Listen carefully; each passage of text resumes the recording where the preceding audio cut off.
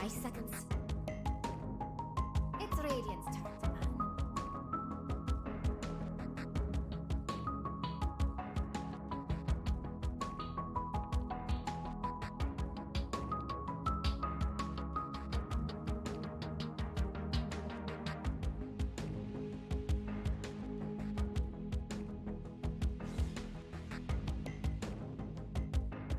10 seconds.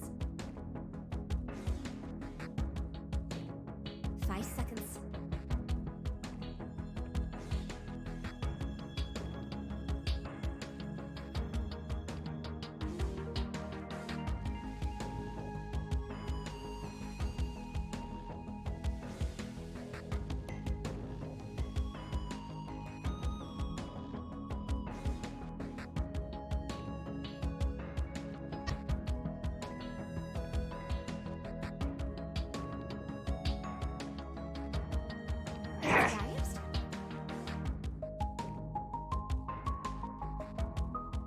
What's Radiant's ban plan anyway?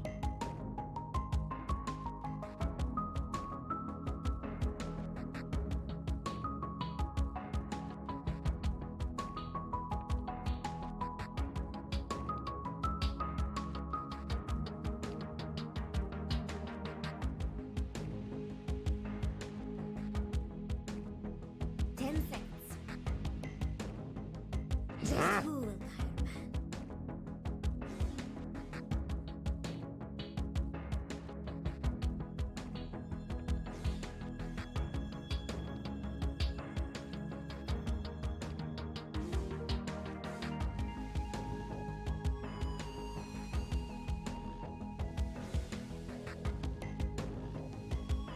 10 seconds. 5 seconds. What's Radiant's ban plan anyway?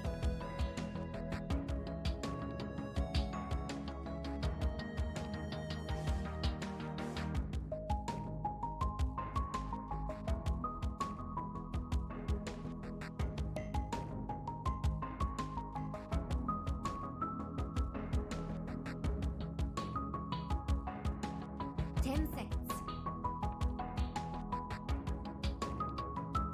5 seconds.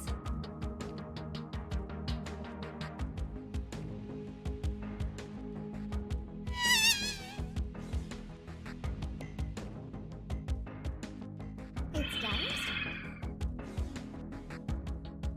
It's Radiant's turn.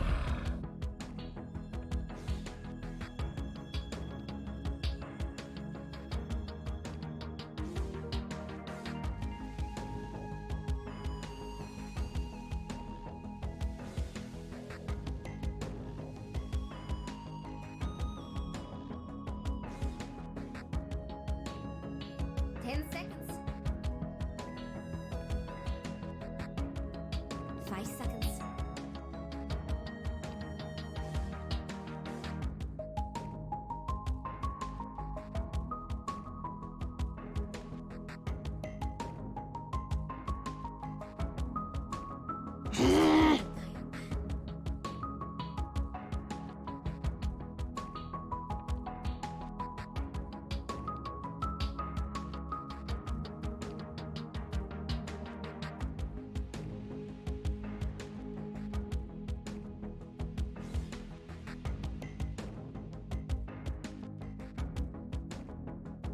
Ten seconds. 5 seconds. No. Radiant's turn to pick.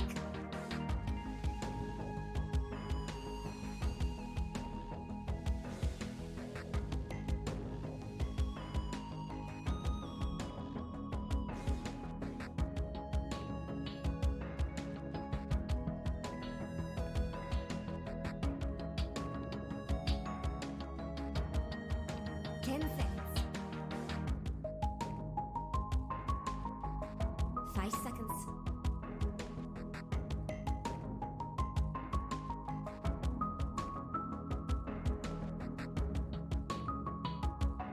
It's Dire's turn to pick. I speak for the trees.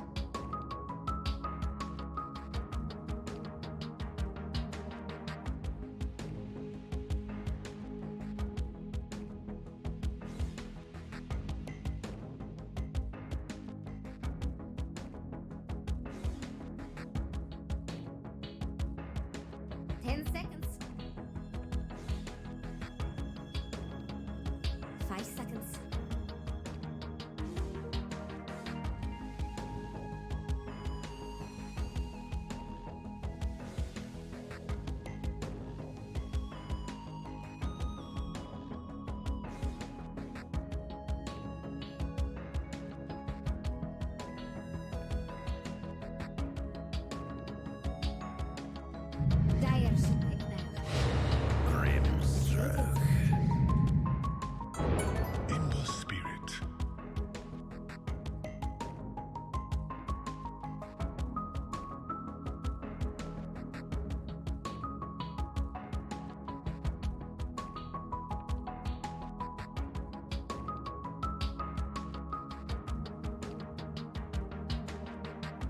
10 seconds.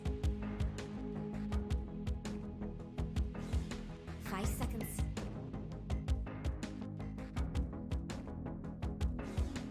It's Radiant's turn to ban.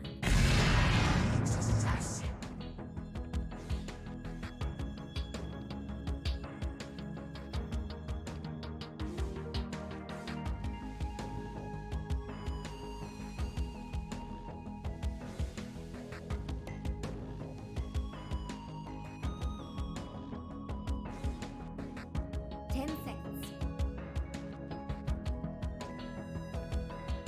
5 seconds.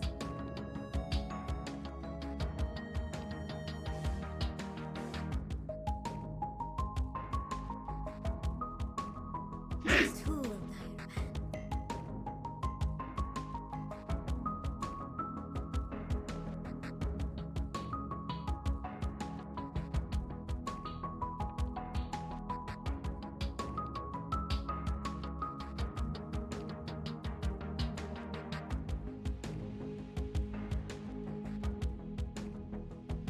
10 seconds. 5 seconds.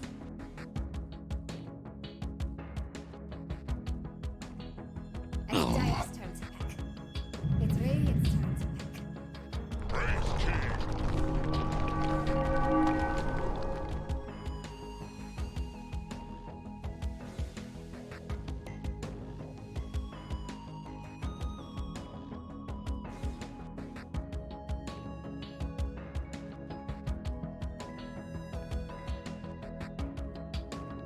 Ten seconds. 5 seconds.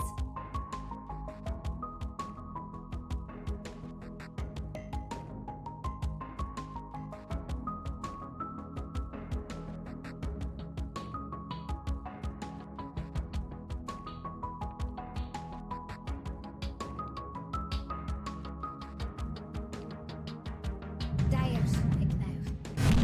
Crystal Maiden.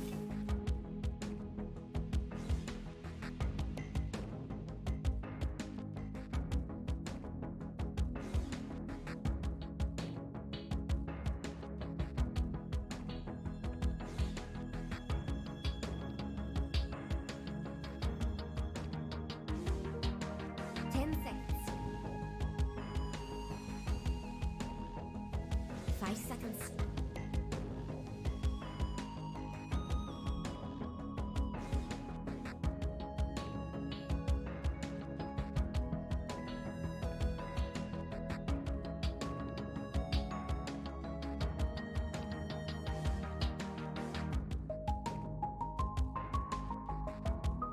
It's Radiant's back. Legion Commander.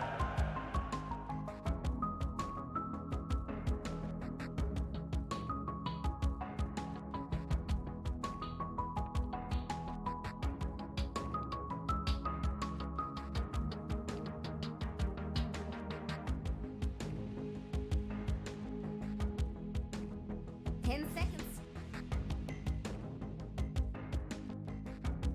5 seconds.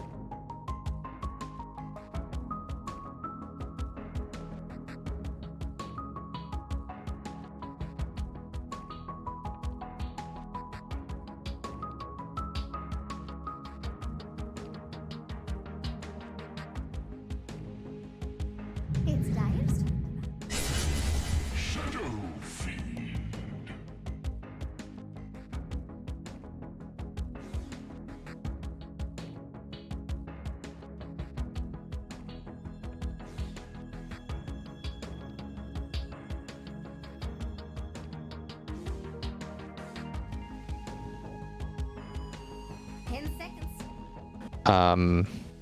like some sort of frontliner like Monkey or Deuces, because I think they need like some frontline tank. They need some guy that just like stands there. Yeah. Because right now I feel like it's way too easy to jump their lineup and they're gonna backpedal.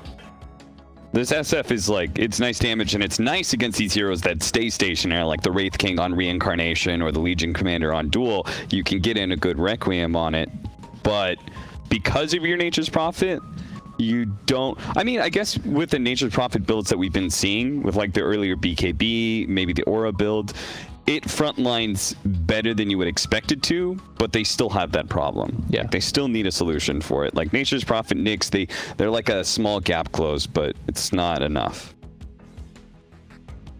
Yeah, it doesn't feel like they have a lot of ways to get things started, and then if EG managed to jump onto Crazy, like what's going to bail out a Shadow Fiend that's in potential trouble, or a Nature's Prophet what's in trouble, besides someone like Crystal Main just maybe casting ult and trying to cause chaos, or whoever this last pick is causing chaos. I feel like if Crazy are ever not prepared for a situation that they get thrown into, they're going to have a hard time ejecting out of it. Yeah, I'm not sure what direction Crazy wants to go with their draft now, because if you 5-on-5, I still feel like you lack some sort of like frontline. And they actually banned TA. Maybe they think it's a flex like Ember. They might be running it like 4, and they don't want to get their SF countered. Wow, interesting. DK comes out last. There's your Obviously, frontline. him and Shadow Fiend. Yeah, he certainly fills the hole when you're calling for a tanky frontliner. But how do we feel about him in the laning phase? Obviously, him and Shadow Fiend both prominent mid laners in their own right. I've heard distant off lane DK callings, but this I imagine is going to be a safe lane between the two of them, right? Playing a lot of NP, so... I literally just saw this lineup that Crazy drafted. PSG LGD drafted it against Newbie. Oh, really? Like Yeah. how recent? Like I can't remember, but this is almost hero for hero the exact same draft, including it was recent because 11 was the Nature's Prophet. Yeah. You can go look it up. PSG LGD have been on some weird stuff because they have 11 and Chalice, so sometimes they'll draft like 2 offlaners. Yeah, can you look basically. Can you actually look that lineup up Yeah, for me? sure. I think it's almost identical to this.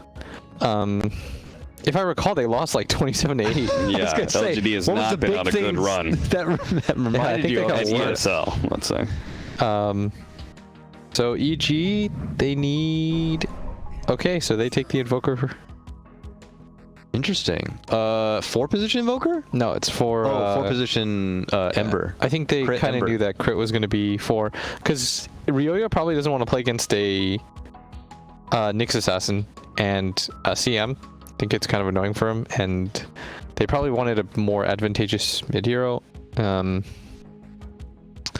Yeah. A lot of cores on EG side, that's for sure. Lots of great scalability, but are they going to be able to pull off what they're set out to do here? I found the lineup for you. It's DK, Ogre, Centaur, Nature's Prophet, and SF. Okay, so pretty close. Yeah. At least the 3 cores are the same, right? Yeah, it's the same 3 cores and different supports. They got like had Darkseered or FY something in that Centaur. game, right? They got what? They got Darkseered or something. Yeah, they in got that game. Darkseered. Okay. All right. It's. Do you want to make a quick prediction with the draft right now before we toss it over to the casters to take it away?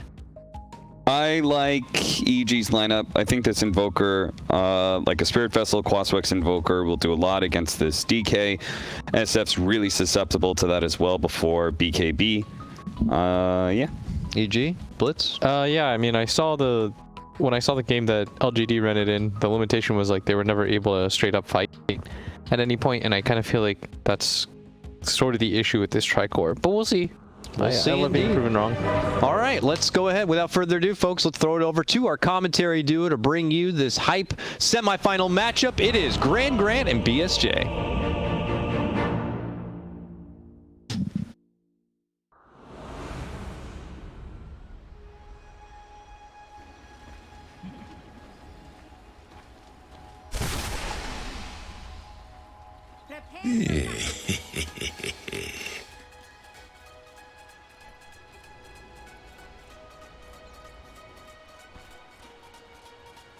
Thank you very much, Coach Dakota. Indeed, Crazy versus ENG, best of 3. Quincy crew waiting in that grand finals. And BSJ, we were looking at this draft and we saw the Ember. We're like, is it Crit? Have we ever seen him play it? Well, it is him. Do you like that swerve right there at the end, getting the Invoker? Yeah, I think it's important if you're second pick overall, actually have last pick, that if you draft a core in the first round, especially when you reveal 3 cores, that if that core gets countered, it's got to be a flex pick. I don't think you pick heroes in the first round like that if you don't have that option.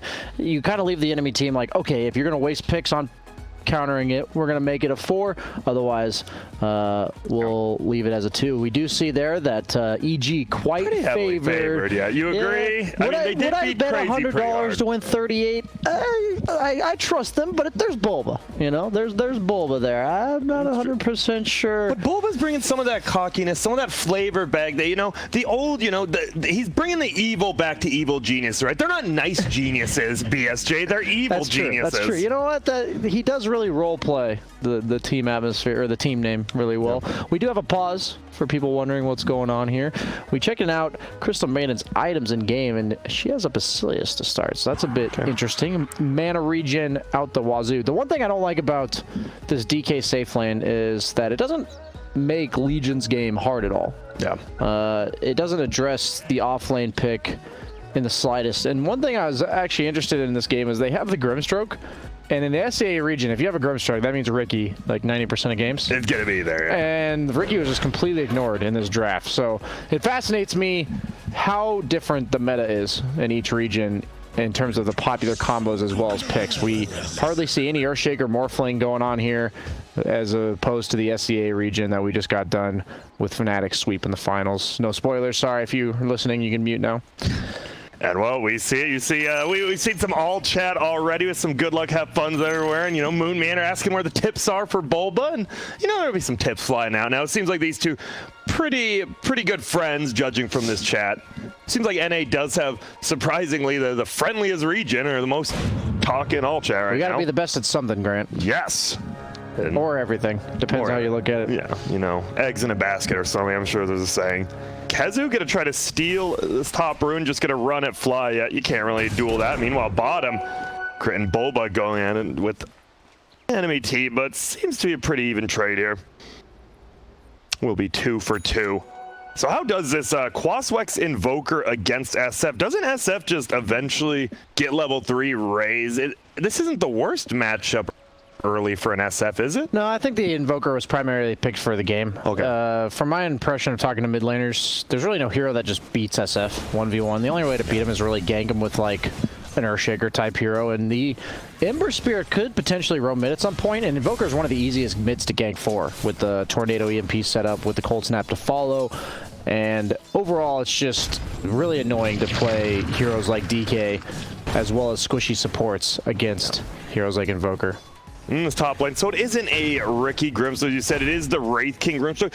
Kind of the same, you just have a little less mobility, right? When you Inkswell, you're just running at someone still. And if you can get on top of them, probably a pretty good chance for a kill. Yeah, you also have a single target stun in the mid game that synergizes with that Grimstroke ultimate, so it's not all that bad in terms of synergy. I think Grimstroke is more about his Inkswell nowadays, but it does not mean you can just ignore the fact that his ult doubles the impact of single target stuns. Wraith King is getting harassed a little bit top, but I like how he goes for this Ring of Protection. A lot of times you have to think about, will the opponent offlaner, stuff like Enchantress, Nature's Prophet, they generally always buy a Blightstone, so you buy that Ring of Protection to cancel it out.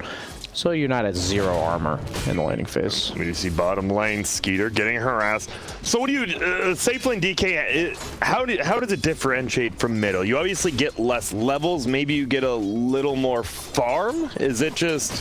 It's pretty similar. You kind of just get what you get out of the lane. Pretty impossible to bully you away. I think DK is going up in more and more value in the side lanes as they increase his movement speed. Movement speed is much more important in the side lanes than it is mid, just because mid's the most, like, it's the most protected lane from ganks and such. Like when the lane's up this far, a lot of carries with low movement speed are at risk of just getting ran down. As we see this engagement going on mid, Cold Snap turning the fight against this SF, uses the Tornado. In trouble, double raise, there it is, pops the Fairy Fire and barely survives. Ryoya and Brawl, I mean, You talk about the one thing in He does NA. the South. Yeah. Continue. I was just saying, in NA, right, all these mid players play each other so much because we don't know much. There's going to be the Cold Time. He's going to pop Mango. He's going for the race. He hits it up. There's going to be the right click. Rioya goes down to Bryle. It looked like he might have even survived that one last right click, but a nice high roll on the damage, and Bryle solo first blood on the Invoker. He has a bottle flying out, so as long as he doesn't die in the next like 3 seconds or so, or I guess it's gonna be at base, so there's 30 seconds or so, and he's gonna be up to full with that salve mango. Yep, he's good to go. Perfectly fine investing in regen after you get that first blood. SF off to a hot start, but I agree with Blitz's analysis. I'm not a huge fan of SF as opposed to something like Monkey King because both have big ultimates that when they kill Wraith King, SF's is over. You know, Wraith King's gonna respawn in a fresh new start with no SF ulti. As a hero like Monkey King, on the other hand, that ultimate's still gonna be going. So yeah, that's why I do like those type of heroes better against the Wraith King. So there's a lot of weight on this SF shoulders, but they did alleviate the need for a frontliner by picking this DK. I'm just concerned about DK's ability to frontline mid to late game because the Wraith Kings do naturally go for that Silver Edge, which eliminates any and all of that armor that DK has from his passive. So we did see KheZu just TP's home. Still one of the few heroes with that global presence. Obviously, the nerf to Boots of Travel. Most heroes just can't do much like that, but Nature's Prophet, he's always been able to. Well, we're going to see Moonmeander chasing Golden Roche. CR4ZY's Courier ends up just getting right-click down. And Bryle right now, he is having a pretty good time middle. 17-8 versus 13-3, and obviously the first blood as well. The Shadow Fiend is, what do you do when you get ahead of Shadow Fiend, right? Do you try to get runes and gank lanes, or do you just farm jungle and farm middle? I want to see him play as optimally in terms of farm as possible without getting killed. Like, his only way back as Invoker is to kill you. Some heroes like Storm and stuff, when they lose their lane, they're going to jungle farm, and SF's supposed to pressure the tower in the meantime. But with Invoker as your opponent, you got to be very careful. He's never going to recover other than just killing you. And don't overstep, but do be efficient in the meantime. Get that first like survivability item, whether or not you go for like the Manta right click build or you go the Yules build. I'm leaning more towards the Yules this game against the Legion Commander duel, against the Wraith King in fights. Obviously you can dodge EMP as well. We just see him tipping each other, just throwing some spells. It is going to be the 5-minute runes. What are we looking to see? Fly going to get one top as well as Moonmeander. It's going to be a 3-for-1 rune exchange for EG. Doesn't seem like the bottom lane, Owie and Skeeter, they're just happy dominating their lane. Don't really care about that first bounty rune. You see Moonmeander with the Tranquil just chasing down Grimstroke, but Bassi as well as a headdress. You know, a mini little aura Grimstroke. So where do you want to see the first movement that we've seen? Crit, he's been trying to gank middle, but there was a Radiant Ward just chilled in that bottom Radiant jungle. It finally has gone away, but it saved him from 2 or 3 ganks. But there are 3 heroes middle now. Fly is here, Crit is here. This is exactly what Bryle should be doing. Whenever they're missing, just back off. This is really important for mid laners to think about. When you're ahead, how does he come back? And like I said, you have these farming heroes that come back, pressure their tower. You have these kill heroes that come back, just play efficiently, rotate between mid and jungle. And that's exactly what you're seeing here. He is walking into the river, oddly enough, going aggressively pathing for the rune. Yeah. I think Bryle kind of left himself vulnerable there, but they choose not to go on EG. Maybe a bit scared of having some damage issues with their lower levels. Yep, and we see the wards middle. Moonmeander gets one on each side, so it feels like, you know, they're really protecting Bryle. You see that one on the hill, it spotted Fly, and the one here. Pretty much, if you don't get those counter wards, Bryle's just going to be free farming in this middle lane. CR4ZY's living the dream, though. I think that free damage that Wraith King gets from his passive is just insane. He is doing a nice body block by KheZu, but he can just phase boot through those. Tries to lifesteal sustain is CR4ZY, but you can't outclick the Blightstone plus 5 Treants. He does have the Skeletons maxed out 0-2-3 build that we've been seeing a lot in NA as we see the Tornado EMP onto the SF. Just draining a little bit, or, you know, stealing a little bit of mana nowadays. Oh, middle. There's going to be a stun. It is only level 1. There's going to be TP in it. It's a double raise, triple raise, sick. Easy. They will get a hold on Moonmeander, but I'm sure CR4ZY is completely okay, and it looks like Moonmeander might not even go down. Crit wants to right click him, but Bryle Oh my goodness, just slaps Fly 3 times and he's below half HP. That was really good recognition from both Moon Neander and Bryle. After the Invoker uses Tornado EMP, he has no way to protect himself anymore other than the Ghost Walk, which is still a pretty underwhelming way against the SF, who's just going to raise you because you're so slow at this point in the game. Yeah, you don't got that move speed with the Ghost Walk. Yeah, you're moving at about 5. And so Moon Neander, these wards, I just have to say, they're protecting Bryle so well in this game. It's super important.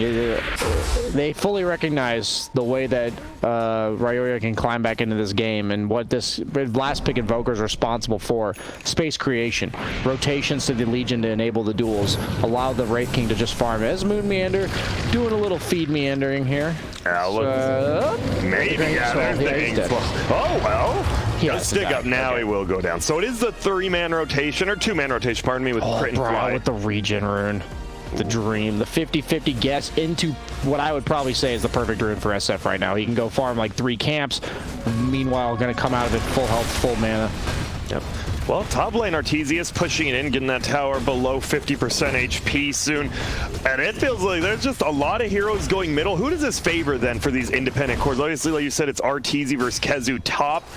And it is Owie and Skeeter pretty much 2v1ing Bulba bottom. But Bulba is still level 6 getting his own. Yeah, you're never going to kill Bulba when you have safe lane DK. You might kill him now that you have the ultimate. It does do a lot of damage over time and does make your stun range with the 2-1-2 build, but DK not known to be exactly an aggressive safe laner. He's much less about like taking the early towers. You do represent the threat if the opponent ever rotates, so you kind of glue the offlaner to your lane at the very least, but it's not like where you try to have this tiny push. SF doing exactly what we talked about him having to avoid, getting caught out by the 3-man gank. KheZu's here. Bryle's still alive. Crit wants to get this kill. He doesn't even get under the trees. Oh no, Bryle. The urn. It will kill him. No XP given though. Yeah, I'm pretty sure Crazy is super happy. Then you see the power of nature's prophet. There's not really anywhere to TP there, but hey, you don't need anywhere to TP. You can just globally do it wherever. And nice job with the tree at micro. Like you said, the chains didn't attach, and man. So Bradley's like, well, I didn't want to die, but hey, at least I didn't give too much away there. I am fascinated to see what Skeeter elects to go for on this safe lane DK. I know Nico Baby's played it, but I actually don't know much about what the build is. Well, what would you want to see him go? Do you want to see damage? Do you want to see auras? Maybe even just a Heaven's Halberd, a BKB? Feels like a lot of choices. I think you need like one farming item, whether or not that's maybe like a Maelstrom or whether or not it's like an S&Y for movement speed. Because once you get to level 12, you do have... I'm pretty sure you'll just willingly pop your ultimate off cooldown in order to hit creeps because you get that free splash damage. It's just a matter of... if you're a carry and your SF kind of falls off, right? And the same with Nature's Prophet a bit. You do need to have some item that makes you scale. He goes for the Shadow Blade. This was my other thought. He might go for like that pseudo farm, pseudo aggression item. You don't want to rush the blink on safe lane DK. So he elects to go for a little bit in between with the Shadow Blade. Don't know if I love it, but it's still a pretty good luxury item as you go Silver Edge later on in the game, which has been buffed like a bajillion times now. It seems the lane's honestly pretty much the same as before, just a couple of rotations mid from EG. Those heroes still staying there. You see Fly and Crit, they're just kind of hanging around this middle lane, not getting too much done. And Moonlander looks like he just wants to stack for the SF in his own jungle. Oh, Crit's only level 4. Does he have the courier with the tome flying out? No. Oh, they're moving in top. It is going to be KheZu. He's getting gone on Inkswell there. Arteezy doesn't even have the stun, but luckily this time you don't need it. You know, I'm not the biggest fan, but hey, well, you get the kill. He had the point saved. I've seen people do this. He hasn't needed to level his ult defensively yet, so he could have leveled his stun if Nature's Prophet tried to TP away or anything. Well, in this middle lane, we've been talking about, it's now a 4-level lead, BSJ. 11 on the Shadow Fiend, 7 on the Invoker. An absolute beatdown right now. But they're trying to push it. The bullet there, chance go. Will they be able to get the duel? They do it now. Probably is in a lot of trouble. They get the kill. Owie's there as well, and he's just getting a run. A nice triple stun. Oh my goodness, it's into the ulti. Owie's doing so much. Is it enough? Crit won't go down, but Fly does. Owie does end up going down. That was close to just a triple kill for the Crystal Maiden there. I was memeing about getting the double duel just because I wanted him to get the damage, but that might have actually almost thrown the fight, the fact that the duel came out about a half a second before the Grimstark ultimate. Scary stuff, but they do get Brown. He was worth a lot. Oh, Regen will get scooped up. Carapace doing a ton of damage to Ryoya. Will that be enough? Drain the rest of his mana? Got the Orb of Venom, but Moonman just pops the stick, has the range up. He'll be okay for now. Brow cues up the drums. Not sure how I feel about that. They are trying to go pretty mid-game heavy, but I think he kind of just dies anyway. What would you want? Like a Yules or a first sight Yeah, BKB? Yules or like Manta or BKB. Just some item to dispel to earn Cold Snap. Yeah. I think if you get earned Cold Snapped, you're probably going to die unless your entire team's behind you. And most of the time, he's going to be hitting creeps, right? So it just leaves you vulnerable a large portion of the game. Bulba gets that beautiful Faded Brooch on the Legion Commander, who, with that overwhelming odds, gives you the % movement speed bonus, which is amped by the Faded Brooch. So it just feels really good on Legion to have any movement speed items. Going for that Blink Dagger early. He's going to be a race car that also is going to initiate for EG. I honestly like EG's chances, despite the fact that they are down 1k right now. Arteezy is a recipe away from his Radiance. 13 minutes in the game. Already has the Sacred Relic. He is quite rich. He is. Is there a certain point where just EG, do they have the stronger overall late game with this Wraith King? Is it just the Wraith King? I don't even want to say Quad-Spike Invoker is that strong, or does Crazy scale okay-ish? I think Wraith King, in my, like, theoretically speaking, would outscale DK, just because you buy the Silver Edge and his game's pretty bad, but I'm just going to be honest with you, I don't know too much about safe lane DK, and we'll just kind of have to see how it plays out. He is going for the Halberd, as you possibly mentioned, for the DK. That just doesn't scream to me, I'm going to scale. Yeah, it sounds like the problem. It's looking like mid-game items. Drum on the Shadow Fiend, this Heaven's Halberd as well on the Mech DK. on the Prophet, going pipe after. It feels like this is almost the timing they want to have. Oh, Skeeter, he's Shadow Bladed up, and this smoke did end up breaking, but they don't see it because he's Shadow Bladed. No, they had a Sentry in the middle lane. Oh, they did, but it looks like Fly might be the one going down. Stun is there. He's still alive. Finally, Nature's Prophet ulti will kill. Kezu TP's in. Looks like they want to take this fight on EG. The duel is there. Moonmeander will go down. Skeeter a little bit in trouble, but Owie, once again, he's getting a free ulti off. There goes Ryoya, Bryle, and Owie doing so much damage together. Something tells me Crystal Maiden shouldn't be able to get a full duration ultimate off even once this game, and he's already done it twice. I think he's just being really patient, letting these initial stuns from EG come out. And that was a good timing play by Crazy, knowing that Wraith King is almost to that Radiance, and they're going to have to be quite careful of fighting into EG again now that he's going to have it delivered to him on the courier. Looks like about to be delivered in about 15 minutes. Skeeter is running down. Level 2 ulti is on the Wraith King, so he does have another life. He's all alone. Will the Radiance make it here by the time he respawns is the question. It's flying out. No tier 1 tower to TP2. EG's running. I think they might pay the price on Crazy here. I don't think they're killing him fast enough. They're not, but they do back away nicely. Will Crit be able to find the Crystal Maidedly's moving forward? Doesn't have the slide up. There it is. Going to be a slide check into the EMP. There's a duel right now onto the Nature's Prophet. Will the Inkslow be enough? They don't get the duel damage. They do get the double kill. They'll Fly actually get the Inkslow. They're all running away from this Shadow Fiend who just popped ulti. He fears them back. Kezu buys back and globally teleports in. Ryoya could be in a little trouble. Will Moonmeander hit it? No, he cancels it out, and now he's going to look for Fly. Crit TP's out, and it felt like a pretty good rotation from EG, but no Crazy. They actually gain a little bit of a gold lead, even with the buyback from Kezu. Can Bulba just be a bit more disciplined and wait half a second for the Grimstroke to ultimate so he gets the double duel? I'm not saying it for the damage. He would be locking down one of the supports at the same time that he's locking down a core. Pretty good. The level of communication on that aspect seems a bit underwhelming from EG so far, but either way, I think both teams are kind of okay with what happened bottom there. Pretty even exchange. Oh, we have the two sentries there. I'm pretty sure they saw each other, and they're both like, oh, I hope he didn't see me. You guys saw each other. We'll bottle up that regen rune. Another nice one to have. If you can somehow get out of a fight low, pop that and come back in. Arteezy is queuing up the Shadow Blade. Has the Essence Ring. Value mana regen, to be honest with you, and in the fights does give you that burst of health. He only has 1,400 health, so 425 health is no joke. That's quite a bit. KheZu running away right now. We saw him. He did use buyback in that last fight to try to turn it around. Have the blink on Bulba.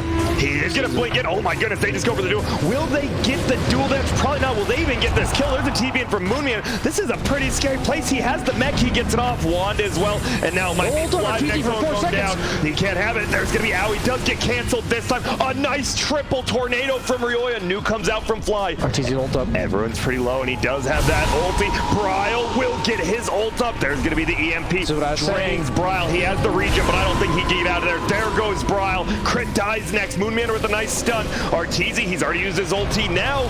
Grimstroke will get the stun off on DK. Can they get RTZ out of here? Doesn't look like Kenny pops the Essence Ring. Still trying to run. 10 stick charges popped by the Nyx Assassin. Gets the silence so he can't throw the stun. And nice stun by RTZ. Wall the bugs on him so he can't carapace. And yes, indeed, it looks like he's out. But Fly, you might be paying the price. You saved your teammate though, and I'm sure he'll take that. Oh, that was a fight of inches. RTZ was mid-raise and gets cold snapped to finish off RTZ with 2-second cooldown on his ultimate.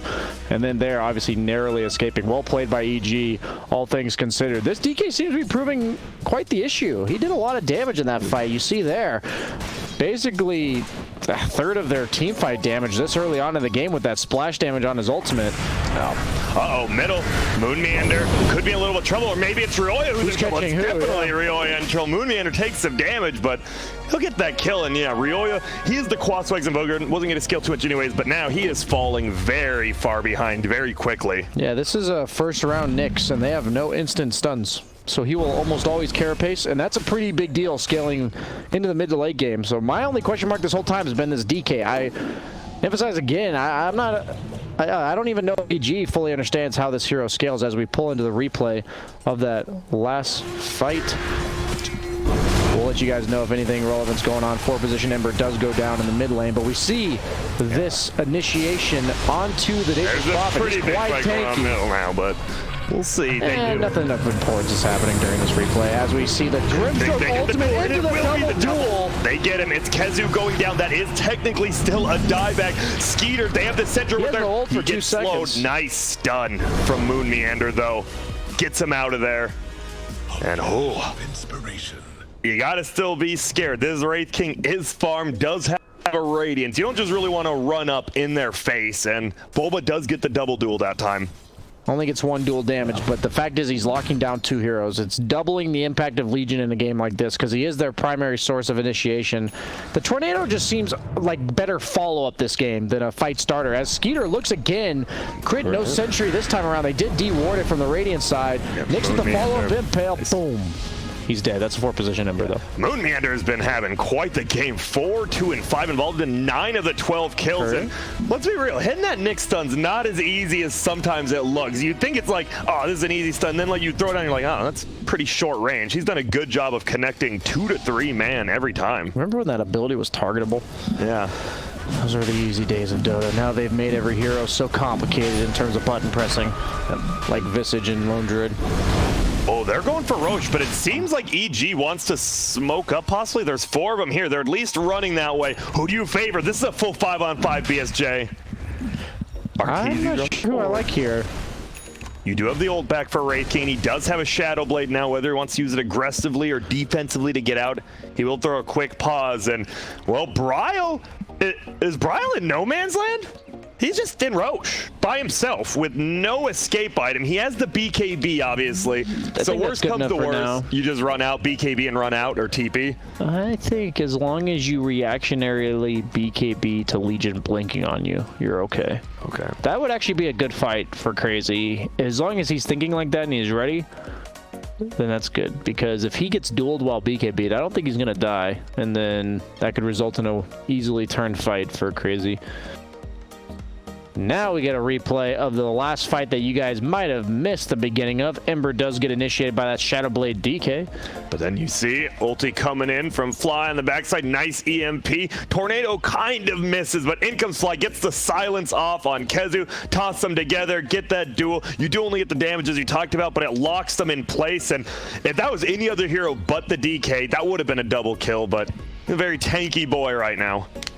It's a 2K lead right now for Crazy, but it feels like we're just sitting around this 1 to 3K lead for Crazy the whole time, which means both teams are efficiently farming since they're keeping up with each other. Kind of have the Alchemist effect for EG going on here, where you have one hero with all the net worth, but Wraith King does scale a bit harder in regards to that late game, so it's kind of hard to gauge, you know. In the games we've seen so far this patch, when the Alchemist net worth looked like this, it ended up doing decently. And Wraith King is one of the best 1v5ers in the game, assuming he does need his support cast to be alive, but in terms of the net worth distribution, he's one of the best. And Nyx Assassin, we haven't talked too much about the support items, already has that Vlad's. Meanwhile, Crystal Main just getting a little bit tankier with that double bracer. On the other side, what's Crit going for? He's going for a Meteor Hammer on Ember. We've seen this a few times. You like the build? Do you just bola and then Meteor Hammer? Or what do you do with this on the position 4 Ember? Yeah, I've seen Jubei do this a lot. Oddly enough, he loves this build. You can cast Meteor Hammer while in Slight. Yeah. So if you're like 1,000 units away and you catch them at the edge of your Slight, you can effectively Meteor Hammer 1,000 range. Okay. So it's kind of interesting, but also kind of gimmicky. Yeah. A Meteor Hammer in general is pretty gimmicky as an item, and now you just make it even more. Yeah, I'm also imagining Crit doing that on 110 ping, so it's like kind of interesting combo to pull off. You have to push like 4 buttons in a matter of 1 second on delay, so it's interesting.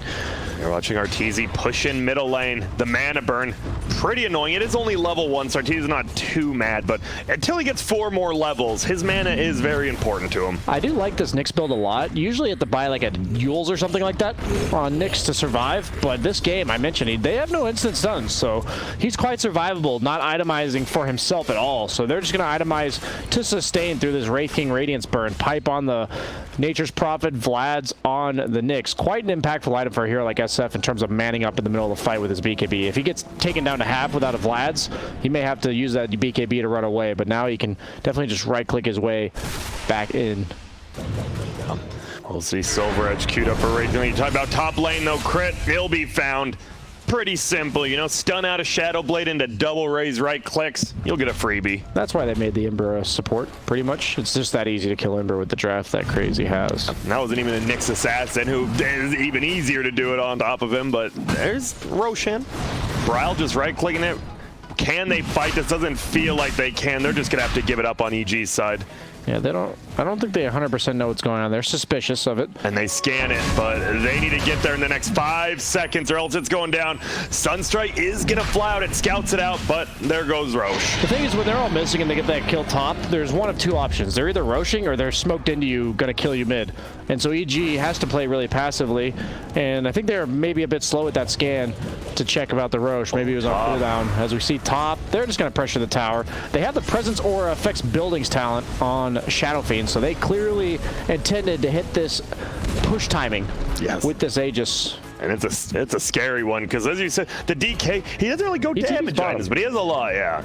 And they will go for the bot lane. Arteezy still only level 17, not even that level 3 ulti yet. EG's fully aware of this, though. Nobody's showing top on Crazy after taking that tier 2. It's a bit suspicious. And a bit slow because he had a long TP. I think the CM TP'd first, which makes it just a tad bit slow. And as Ryle's isolated, he does have Aegis. Not good. He has Aegis, but there's going to be the duel. Can they get the damage at least? Yes, they do. Do you just back out or you take this fight? Seems they just want to back out. Honestly, no one's there from Radiant, but you don't want to risk it, right? They're coming a little bit closer, but they just back out and they get the damage on Bulba. It's just standard misplay from Brow there. Your team TP'd bottom. EG saw it. They know you're there. So anyone who shows anywhere else on the map, they're going to punish. And so the only reason you don't TP to your own safe lane is because of that potential abuse of that map movement that you have. And so your team makes sure to adjust when you do that. Courier? No, he takes the real pride. He wants the kill, yeah. I would have gone for that Courier for sure and then lost the game. Yeah. Throws out the clumsy net, really trying to stay alive. A nice tornado, not nice enough. Moonmeander will end up getting that kill. And so both mid laners kind of out of position a few times this game by themselves. One had an Aegis though, so he gets to come back and continue pushing with his team. Is going for the S&Y. I do like this. S&Y Satanic stands out to me as quite a good build here. My issue with the hero when they picked it was that he couldn't stand his ground in fights. And the Yule's combo seems like a good build, but this game particularly, like, what are you going to do? Yule's combo the Wraith King, who's always going to be revealing himself in the front of the fight, and then what do you do after what do you do after that? So, and there's Shadowblade. Skeeter Shadowblade between the tier 2 and tier 3. Crit. Might know sums up, but Skeeter, what a find. Big boy play there from the DK. You don't have the Aegis. Do you go high ground? Yeah, I think so. Yeah, BKB SF. I don't think this DK is dying unless he gets silver edged. And he is scared. Whoa, Moon Meander. He walks uphill, maybe looking for a Radiance burn to proc. Will be the Tornado to clear out the creep wave here. And they do have to back out, and losing the Aegis the way they did does hurt a little bit now, because now you're not as confident pushing this high ground. You just want EG to prove that they're all in their base. So that's, I think, the maneuver of Moonmeander walking up the high ground and carapissing preemptively just makes it so he doesn't just walk up and get silenced and die. You know, that's not what you want to do. You're checking, you're making sure they're in base, and now that you've corralled them a bit, you're dictating their map movements. EG is trying to make their way back onto the map, but DK ultimate is on cooldown, so I don't think Crazy is going to fight in the next 60 seconds. Man, I just want to say, these boys on Radiant are getting a lot of armor. I'm just looking at Nature's Prophet. He has 36 armor and almost that full Solar Crest, so 3 more armor. You have that Vlad's, and oh, there's the duel. They actually find Moon Meander. Will is being up to get the kill before the silence is on him. They don't get the dual damage, but they do get the kill. Owie goes down the backline as well, and Brow's running forward. Arteezy, he's right behind you. Got to be careful. It is all 3 cores together. Stun goes out. Brow will BKB it. Crit locks down 1. It's Skeeter. Spear Vessel on him, so he will be taking some damage here. Crit wants to continue to lock him down. Bola's up in 2. Willie Slight hits Skeeter here. Goes Invis. Will be okay, but a quick 2 for EG. Very strange decision making from Crazy when they're ahead in this kind of game. They are up by 7,000 net worth, but you have no DK for him, and he's not quite at a BKB. Seems like a pretty clear-cut timing to wait for. And Arteezy, he's taking the spider legs. You got the extra turn rate, tons of move speed, and you know, you can just crawl all around the map. I think of spider legs. Spider legs. I think of it every single time, man. I can't help it, man. It's a problem, but seems like a decently reasonable one. It's a good one. You have a great singing voice, BSJ. Thank you. Wraith No, King. that's completely not true. Yeah, I know. I just, Shut BSJ. up. You could say, you just don't have to say anything, you know? Okay. Legion rotating on bottom. Not really anyone with him. Bulba needs to be careful here, because Moon Meander. Oh, Sentry Ward goes down. They should see it, but Moon Meander might just be able to get a stun. He does. It only hits 1. Saves Fly, but Fly instantly goes down, and they want to chase forward for more. It's going to be pretty scary because this DK with the Solar Crest on him, Kezu won't be able to find anyone. A nice path taken. They have no creeps, Crit and Bulba. so they can't do anything with this other than look for kills, and that's exactly what they're doing. Cut across the map, or no, Bulba's predicting that they're doing that. And they are all of Dire just running up top. Radiant trailing a little bit behind them. Gotta still be careful, but now you kind of have the vision. Yeah, you see them all with that outpost, so you know Crazy's up here.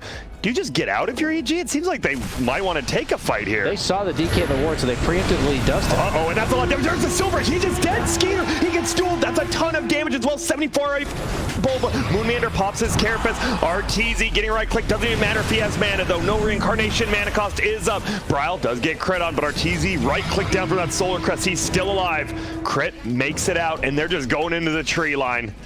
And they're pinging to the left side, but Arteezy, he gave him a little bit of a juke, heads to the right. And that's just they get a DK kill. He didn't turn his radiance off, so he almost got carapaced by the Nyx. Gotta watch out for that, my friend. Arteezy, you know that. Getting very close to a full assault Curious now. Wraith King not even showing he's really going that. Obviously, they normally do, but hiding most of his items on the courier. Uh-oh, bottom lane. There we go. Stun comes out. Carapace comes out. There's the raise. 2, 3. They get the first kill. Can they finish it off? There is no tier 1 power like you've talked about. The ulti from Shadowfiend gets stunned up, and there's the kill. Arteezy, he gets run down. You said it before. They just run across the map. They follow Arteezy all the way down there. Yeah, he's just still farming for next game. I'm just kidding. I'm going along with all the memes. I think both teams are doing a really good job of watching what the opponent's doing, and anytime they know a hero's alone on a particular part of the map, they're punishing it really hard. So both teams, I think, got to clean up their movements just a bit, sticking together better as a team. at this point in the game especially, both teams have very ample amounts of pickoff. Yes. They might just walk down mid. They have DK form. They have no BKB on DK yet, but I think the Silver Edge is his main threat. And there's no Arteezy for 35, and they don't know if he has a buyback, but I'm pretty sure they know it's Arteezy, and he does not want to waste his gold trying to defend this buying back, even if he did have it. So they'll punish this tier 3 a ton of down. damage. Probably Rax as well if he doesn't buy back. And he can't, so it's not looking good. Look at all these mangoes. Bryle gets 3, Skeeter gets 3, mangoes for everyone. Played a bit scared. I'm surprised with that presence of the Dark Lord. But if they were to all die there, that would be disastrous. Game-throwing. Yeah, so they do find 2 quickening charms simultaneously on both sides. Who's taking one on each team? Is it the Nyx Assassin? I'd say it's probably the Nyx or the CM on Radiant and probably Ember on Dire. Yeah. Oh, Dragon Scale. It's funny, dude. They both had the Dragon Scales on their team, so they're just like gaining items together. Like, yeah. Just a bar on the Oh, it's actually the Invoker going the quickening charm. Oh, that's good too. Yeah. That makes sense. So Arteezy pushing on forward, does have his ulti up again. That Assault Curse, he was at 1700 when he was farming, so pretty much just lost a full almost minute and a half of his farm time there. Top lane, Owie's moving up. What did he buy? He has an item. It's a full Glimmer Cape going out for the Crystal main, so even more survivability. And yeah, crazy. They're 12K. Does it feel like they're 12K up? It's weird. It doesn't feel like anything's happening, and they're just... I guess it's just 3 cores farming as opposed to 1 is really what's happening here. As you say, it feels like this is very Beast Coast-esque, where they're like, please, Arteezy Hector, you need to carry us. But Arteezy Hector. It doesn't feel like they know how to play that playstyle quite as well as Beast Coast does right now. It's just not an NA way to play, is to Have only one constantly core. move around the map and make space for somebody. It just doesn't work that way in this region. And okay, Shadow Fiend does get his level 20 as well, 2 damage per soul, so he's doing about 350 a hit, plus all that minus armor he's given out. He is a scary boy, almost a full Satanic as well in the Shadow Fiend. With the Paladin Sword, that's a tough kill. Yeah, I like to build a lot against the Legion Commander specifically. He can frontline. Ooh, bottom, Boba, what a stun from Moonmeander, gets it max strength. Who else is coming down? It's Bryle and Owie. Do we have the lockdown Crystal main? He's trying fast. to get there, and yeah, he gets the blink away. I don't believe you'll be able to get him. They won't. It's a good effort. They're just showing we're always going to have pressure on you. We're not going to allow you to do the normal EG thing of farming multiple lanes. And they just right-click down this tier 2 tower bottom. Skeeter, scary as all can be, especially with that level 3 ulti. Do we see a Black Dragon next, BSJ? I think he's going to buy a natural armor item like AC because of the Silver Edge. Yeah, you have the Vlad Solar, but I think you want to tank up past your passive. Oh, there's the BKB getting popped. Skeeter just right-clicking him down. It will be Fly. First one to die. Sure will. Clumsy net on top of it. And now right, he's kind of just stuck in the middle of nowhere. Nice Carapace tanking up that stun. Crate and Real on the backside looking for Owie. Owie does end up going down. Bryle, BKB, ulti, Arteezy, feared away. This might be another one. He gets the duel off. He's just going to lose it, though. Bryle says thank you for the damage. And this is looking real bad for Evil Genius. It's 15K down, and they're chasing for more. KheZu, gets the trap on crit. Oh no, he has one more slight, but that's about it. He can't get it off, and it's a 4-for-1, an absolute beatdown from Crazy. Man, KheZu, we keep talking about KheZu. He always gets his farm. You see the fight recap there, gold change about almost a 3,000 swap, but the big thing, EXP, 6,000 EXP change. My goodness, and there's the Satanic. Is this Shadow Fiend killable anymore? No. I'm digging this item build, honestly. I was surprised he got away with the drums, just because I thought he needed a BKB ASAP, but at this point in the game, because Wraith King's their only farmed hero and they have this Halberd on the DK. Yep, you see the replay here. You're going to see Wraith King tries to output damage as he mans up, but he misses the Silver Edge hit because he BKBs preemptively. You can't apply that into the BKB, and then he gets Halberded here, and then he just can't do anything. Yep, nice play by Skeeter. Is what it sounded like. Gets the BKB off, can't get Silver Edge, and then Halberds him. And Skeeter, he's looking good right now. The safe lane DK, a little bit of a steal right from the Chinese scene is what we've been talking about. That's the Bobo we know and love right there, boys. Flinking and give the dual damage. And Shadow Fiend, oh man, so much damage. Almost 400 a hit without even factoring in all that minus armor they have. Boba just needs a blade mail now that he's fed that damage. It'll all be the 5-head play for sure. Honestly, where do you go If you're EG, it feels like you look at that net worth chart and you don't even have the top net worth pinata anymore. Bryle has just passed the Wraith King, and then the next two after is so easily the Nature's Prophet and DK. No one's even close. I'm not sure what you do. I don't know how you win fights. I think DK is pretty unkillable at this point. He has a cheese and greater fairy fire as well. Yeah. He's got the 25 strength talent too, so he's sitting on 3,200 health. He's a beef boy. Once he gets that plate mail, I actually don't see how you kill him at all, because the Silver Edge right now is pretty much the only way, I think. And he did a really good job there of preemptively BKBing. There's really nothing else to preemptively BKB, and he knows the Silver Edge is make or break for him because it literally breaks him. They're rotating on bottom right now. Bryle and Moonmeander moving around together. They have the gym. He's looking, trying to carapace, but he does have the Arteezy doesn't have the Radiance turned off. They both have spider legs. Oh, scary stuff. If Arteezy gets caught there, he's definitely dying twice. Turns back on his Radiant. Well, he's going to be farming the enemy team jungle. Skeeter just pops a shell. Like, they're still looking. They're like, yo, Arteezy could still be here. They are really, man. They are really looking for him. He's just leaving his Radiance off. He hasn't had it on for like the last minute and a half. That's a problem against playing Wraith King into the Nyx. Any hero that buys Radiance, the old Lifestealer, doesn't feel good when you have to turn it off to farm. Teal just pinged right on top of him. No way. Skeeter pinged on top. No way. Moonmeander. No, move. Dude, move. No, the skeleton.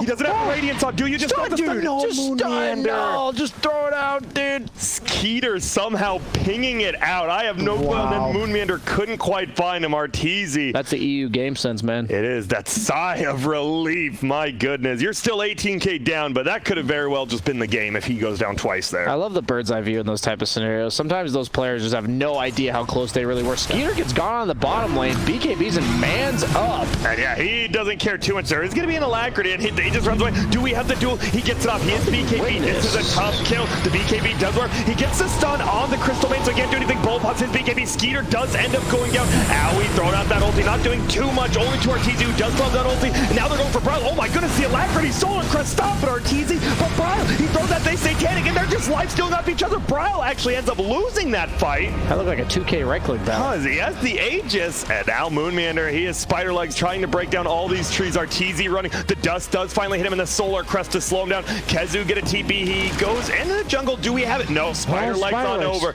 Is there a chance he survives? BSJ, what's the percentage? 17. My goodness, that's a pretty high percentage. He is still just running. No lockdown quite yet. Will the tower bring him down? No, he has tons of armor. Dude, spider leg on spider leg action. Wow, and Arteezy, he might be making it. Does it again. It doesn't hit. Oh, it missed. I thought it hit. That looked close enough, but it won't. Will Arteezy TP at the top of this hill? No, he's just running.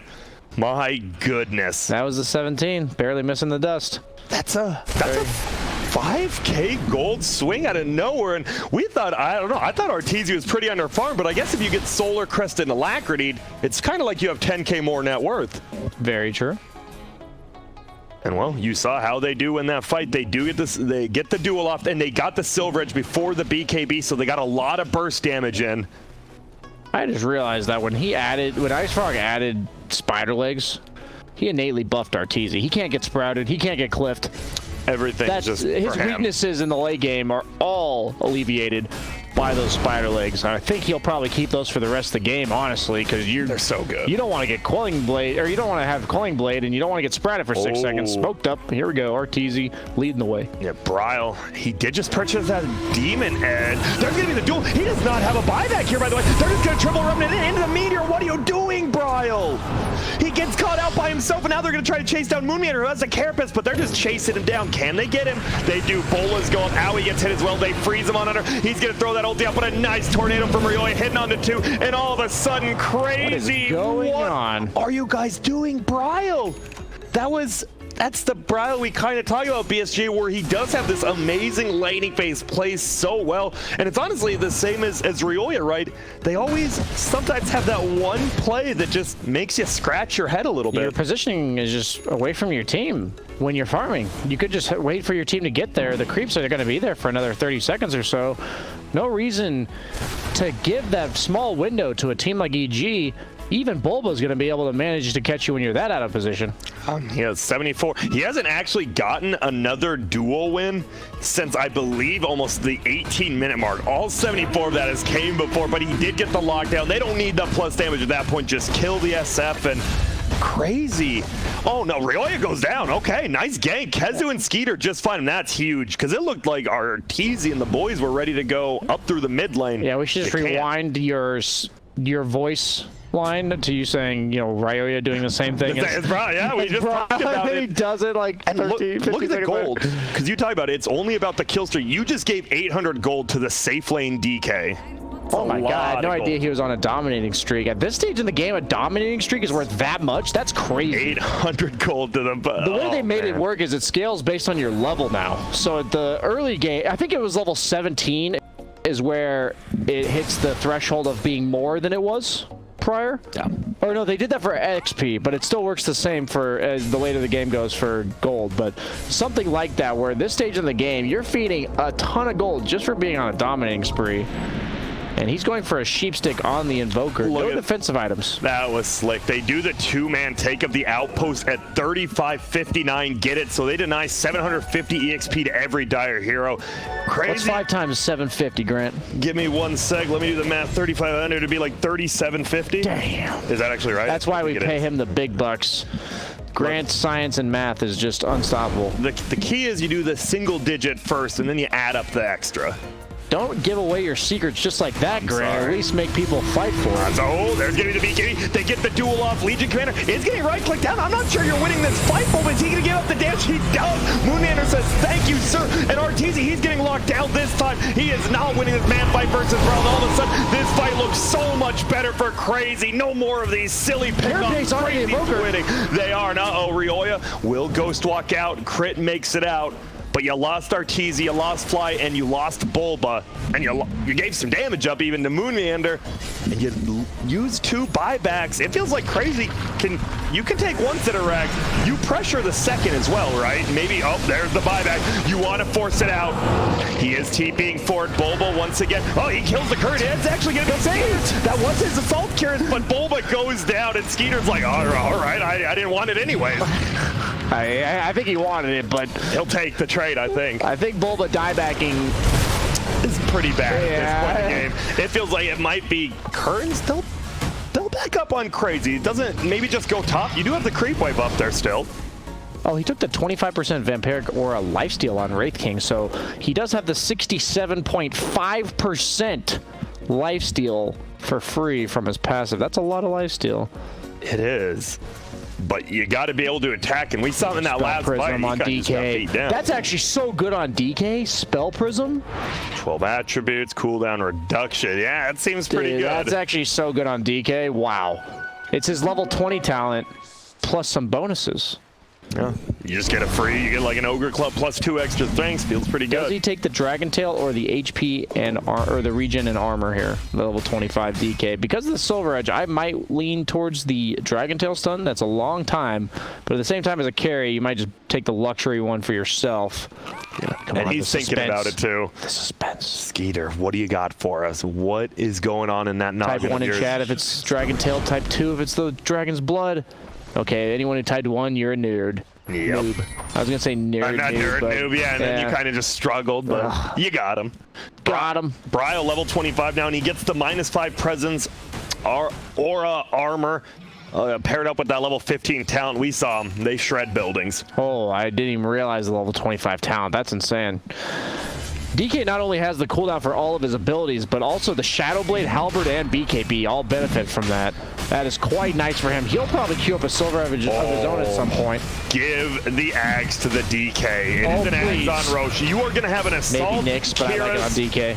I think dude, this DK would become an absolute monster. Let's see. Thick. Give it to him. Yes! The Black Dragon. It's actually so good if you don't have to buy it. Like, it's one of the best upgrades. So what it does is it gives you free pathing while you're in your ult. It gives you magic resistance, and it gives you, I believe all of your stuff gets buffed a bit. like your movement speed slow, your attack speed slow, your splash damage. Okay, fight. They're moving in. Who are they going to find first? It is Rough to let him. He pops the Satanic, and he just fully heals Artesi's like, wait, I thought I was doing damage to you. No, sir, you're not. Duel on the backlines. It will be on Kezu. Can they bring him in? Bulba's going to be the next one to fall. Can they at least get the Nature Spark? Meteor Hammer on the three for crit. What a play from him. But Artesi, he has to get back. He gets the Silver Edge up on the DK, but it doesn't feel like you're doing enough damage. Crit will be the next one to go down. Artesi has that ultimate. It will get popped, slowing down everyone. There's the sheep on Skeeter, but a trap in. There's the fear, and we see it. They talked about it in the draft about this Shadow Fiend, right? Like, you use the ulti, and then when he respawns, what do you do? He's been saving the ulti for him to respawn. And it is the Black Dragon. Watch the range. Look at that. And he does a lot of damage. The attacks look so cool. They do. It looks really cool with this set too. This is my favorite DK set. Sorry guys, you can't buy it. It's a compendium set from like 3 years ago. The game's over, BSJ. I said GG. You did. You did indeed. They want to take one last fight, but Crit, he just gets brought down. The good game is called, and Crazy was a little bit of a crazy upset in this game. Let's be real, they looked like they were ahead. I want to say 95% of that game. There's that one gank Artesi got where like they killed Brile, and I was like, are they turning it around? But Crazy was dominating throughout this entire game. Yeah, I say the counter to the AFK farm strat on Wraith King is to farm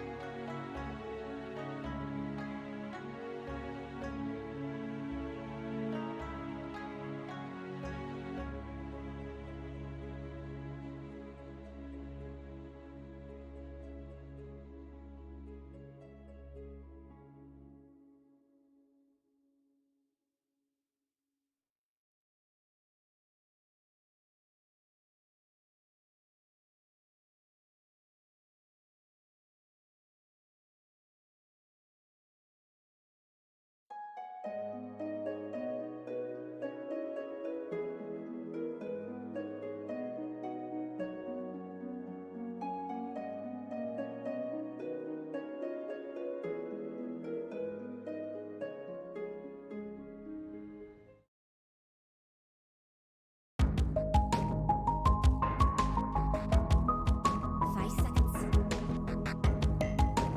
It's radiant's turn to pack. What's radiant's back plan anyway?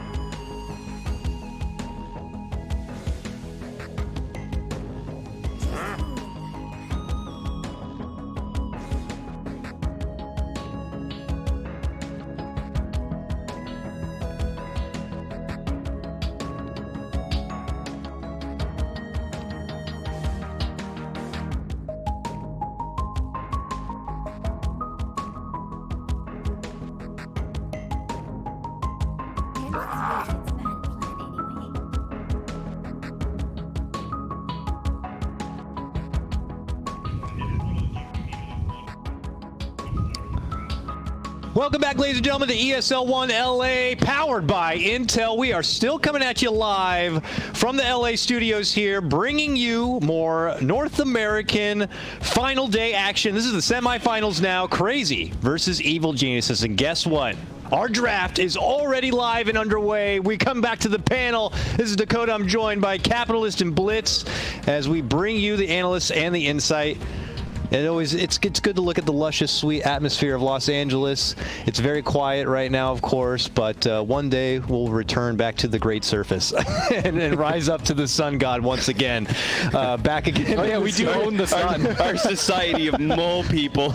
Yeah, right now we're all getting extremely frail and pale, but energized through the energy that is Dota and, of course, Game Fuel, right? Yeah. Hell yeah. All right. We do have a draft, as I mentioned before, so we'll try to get it fired up on the screen for you. But as we witnessed in game number 1, it was crazy pulling it through. They did have to muscle their way through it, earning themselves over a 15K net worth advantage. EG had a solid game plan that we've seen him pull out before, but a bit shaky along the way. We have to see if they can shake that off for game number 1 and try to bring this back into a game number 3.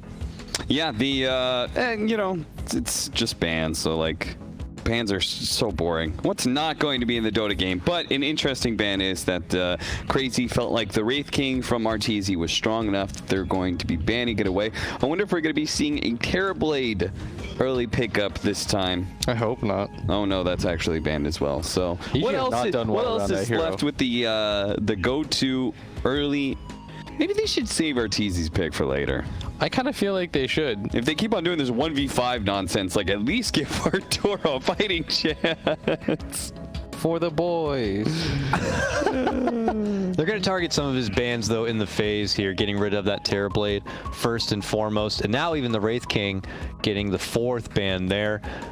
Evil Genius's side getting rid of the staples more so. Your DP, your Centaur, your Beastmaster. Leaves out some prominent options there still. The Nyx Assassin was a first phase pickup in the previous game. Chen is still out there as well. But then it can go really anywhere from there. I believe we saw the Ember Spirit as a first phase pickup for EG in the previous game. I think they're debating whether or not they should ban Nature's Prophet. Yeah, and you're right. Yeah, I mean, what do you think the other option is? Because my suggestion would be, if Bulba's really a god tier drafter, which we know he is, that he would ban Legion Commander. I think the debate was whether or not they ban Nyx or NP. Yep. I think that's what the true discussion was. So do you think, with the Nyx still out there, they're not going to brave Ember Spirit again, right? Especially with Grimstroke already picked up.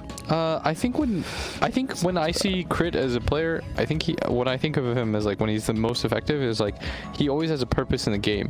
And the problem with the Ember in that game, I felt like he had no purpose other than to tank the fact that Ryoya couldn't play Ember into Nyx. Sure. So they take SD, which I think is pretty great hero, and they take Marana, which is Crit's like new love. Yeah. His new mainstay. Goodbye Dark Willow. Hello Marana. Milady. The classic pairing, of course, with the Disruption Arrow. I was wondering what's happening with Lycan. I thought Lycan was like the too hot to trot pickup for NA. Totally foregone the banning phase there. I don't even remember if in the last draft if he was even acknowledged. Don't think so. So maybe we've moved past that. Out. Man, I feel like it was proven to be really successful in pubs because it got the kind of lead that it did in some pro games and it ended the game. But for a lot of pro games, we were seeing that the game just doesn't end and the Lycan kind of peters out. Okay, so what they're gonna try to do crazy is ban one hero that I think Arteezy might play. So maybe like some Ursa or something, so that Timbersaw has a somewhat free game. There is one way to beat the Timber though with the two heroes that they have, because right now Crazy is banking on the fact that they're gonna go for individual lanes. But if EG straight up tri lanes to begin the game, I think it actually destroys this Timber. Like what can you do? That's where I'd like to see Crazy open up the opportunity to go aggro tri lane. Yeah, I think you have to at least consider it, because the worst case scenario is that Timber doesn't get online. Yeah. Like the worst Timbersaw games are like we'll pick Quaxi Timber and then he has no game because they tri laned him and he just, you know, we lose really quickly. And this duo, this support duo has a lot of single target damage, so they can shut down by themselves in the laning phase, and then even later on it's still going to be a little bit annoying dealing with Soul Catcher and stuff. So all important that Crazy gets to a point this Timbersaw can get you know, a bunch of levels and Lotus Orb, Greaves, whatever. Does this silencer ban raise any flags here possibly? I don't recall too many silencer pickups in some of these games, but maybe it's saying something about what Crazy want to possibly pull out here. It's Miracle's counter to Timbersaw. Yeah. He goes to the safe lane silencer, and then you just level Curse and your Glaives, and you shred him. You hit him like 50 times, you take away all his int, and you deal like 1,000 damage, and he can't get away from you because he just curses you and then chases you down. then he gets like 2 null tosses and he's just like the biggest lead of all time on you. Yeah, don't doubt that. So this is more just security for KheZu to make sure he gets not the worst Yeah. possible matchup, and You have to get Timbersaw out of the laning phase. I can't stress that enough. You have to get this hero out of the laning phase. If you can't do that, then Dota is really hard. So with Phantom Lancer not being a great choice for EG, they're gonna ban it to make sure Crazy don't get it. Yeah, Crazy had first pick again, right? So what EG could do is they can do one of 2 options. They can either pick their carry here because they see the offlane matchup ready and then save Bulba's game. But I suspect, no offense to Bulba, they're not going to prioritize him that highly, and maybe they'll just like take his hero pretty early. okay. So that is an interesting pickup. That means that one of these 3 are going to be a core. Okay, I think it's the Mirana that's the core, if I had to guess. And they're Like safe lane core, like off lane core. Oh yeah. okay. Oh, I have mid lane. I have a guess. I Okay. think that this might be a 5 Tusk, a 4 Shadow Demon, and an offlane Mirana. Really? You think Crit would play Shadow Demon and not the Tusk if it was more duo? Yeah, or like regardless, I would like to see, if it is a core Mirana, I would like to see her paired up with the SD. Like if Fly can play it, but then he'll just. But I think Tusk versus Timbersaw feels really nice because in the early levels you negate most of his armor by just tag teaming and fighting. So what duo do you want with the Tusk then? You kind of lack for, what do you lack for right now? You need some more damage. You need more team fight. I actually kind of fear for their like overall team fight. Yeah, they they have have a lot of single target. Bunch of single target damage. No AoE, no big control, nothing like that. The problem is, like, I think like Puck or something would be really sick for them, but it really sucks against both, like, if they decide, because Crazy can even put like Timber mid or something like that. So I thought early in the draft, remember, that they would ban the Ursa. It's one of the best responses to the Timbersaw, but the Timber's actually okay if he. This is pretty much going to be like a level 1, level 2 battle. If Timbersaw gets to like level like 3 without dying and having an okay phase, he actually does it all right against Ursa because you have enough stacks that you can just Timber chain away and you're perfectly fine. It's a little bit harder now since they buffed up the Ursa swipes in exchange for taking away the enraged double hit damage, and then the leap that he's gotten is a little annoying. It's probably a 4 Tiny? What is it actually? Moon Meander Tiny? I think so, judging by. Because I was thinking it would be a sick Oracle game. But I think Shadow Demon's actually pretty good against Oracle.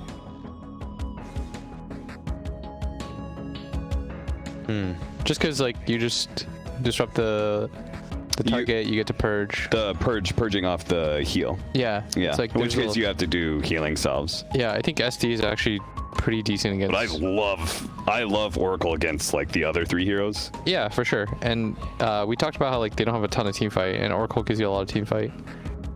But that would mean like tiny mid and stuff, so unlikely. I would probably like to see Mirana offlane right now. I think mid would be a little bit annoying to play. I don't know how she scales in this kind of game. So you just get one of the mobile spirits for your mid? For Ryoya? Yeah. No, for Crazy. Oh, for Crazy. Just because like you're probably gonna pick your mid. But you don't have last picks. So I actually think they should try to just out 5-man them. I think that's been EG's weakness. I think EG has actually been quite bad at taking straight up 5-on-5 engagements. So like Necrophoses or something? I would say Necrophos would have been a decent pick if not for the fact that Shadow Demon's in the game. And we talked about how they had way too much single target. So they pick Naga Siren, which I think is an excellent pick. Yeah, obviously we'll split up a lot of the pressure, and then in the fight causes a bit of chaos, and will make it really tricky for EG in their decision making on who to prioritize and even where the Naga actually is. It's that nice combination of like better farming as well as like better late game, but also still having that strong team fight. Yeah, that song could definitely disrupt some things, separate the Ursa from the rest of his team, allow him to isolate those backliners who are just trying to bail out someone like Arteezy. I wasn't like super convinced it was gonna work, but that was the way. Like what Crazy did really well was not trying to end the game so quickly, but like let all 3 of their cores farm up more and more. Like 3 cores versus the Wraith King. You know, they just like got more and more of a net worth lead. So it feels like they're going to be going with like kind of a similar strategy to that. They already have Naga Siren, Timber Saw. That's already a lot going into the late game. And EG are banning like Crazy are still looking for that mid lane pickup here. The Brile pickup. They think it's going to be a Storm, but it's a Venomancer. A little piece of that green stickiness. Okay, so quite a good hero against Ursa, and I mean, EG have a lot of problems they need to solve right now. They have to have some way to deal with the Naga, but they also need some way to go high ground and hit buildings. I feel like their lineup actually lacks a lot. They lack wave clear, they lack team fight, and they lack tower hitting, and I don't know what solves for that. Okay, so that is literally all 3 of those things. Wave clear, tower hitting, and team fight. Yeah, and it's a nice combination with the Shadow Demon as That's well. actually hilarious. I just completely forgot about Lesh. Wow, that's a... I was like, damn, they need to do all 3 things. That is a super fast lineup. It's going to be a Bulba Tusk for 1. Wow, okay, so... They are going to be keeping that separation between Fly and Crit, the Mirana Shadow Demon. I would still like to see them... Because I don't know what Crit plus Bulba are supposed to do at top. Yeah, I would like to see them try lane to begin the game, personally. I would like to see them try to shut down... Oh, Moon's... Brile's actually the Timber. Okay, so now they've switched it up one more step. I think it was meant to be a Brile off lane, or not a Brile off lane, Kezu off lane Timber, but now they're going to put it mid, and they're going to put the Veno against the Ursa, which makes sense as to why they picked it. So I think what EG should do now is swap their own lanes and send Ursa mid and then Leshrac to the safe lane. And put him with SD. He's fine. He's going to win that lane. All right. Well, what do you think? Based on that, well, who do you got? We're going to have to send it over to the casters. I just am always fearful of these like kind of greedy lineups that Crazy seem to do, but they look good with it last time. Repeat for formula.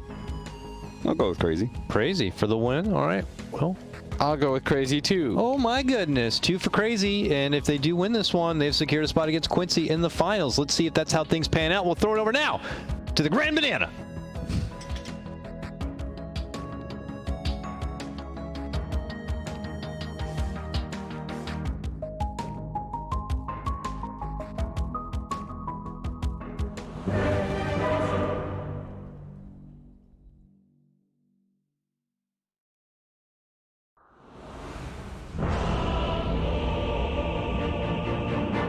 Indeed, thank you very much, Dakota and the boys. And yeah, Crazy up a 1-0 over EG. Their draft, I mean, I was looking at it and I kind of like Crazy's draft a little more. BSJ, how are you feeling about these drafts? Well, what I'm thinking is that Ursa's not very good at clearing illusions. Yeah. Because illusions are good against physical damage. So hear me out.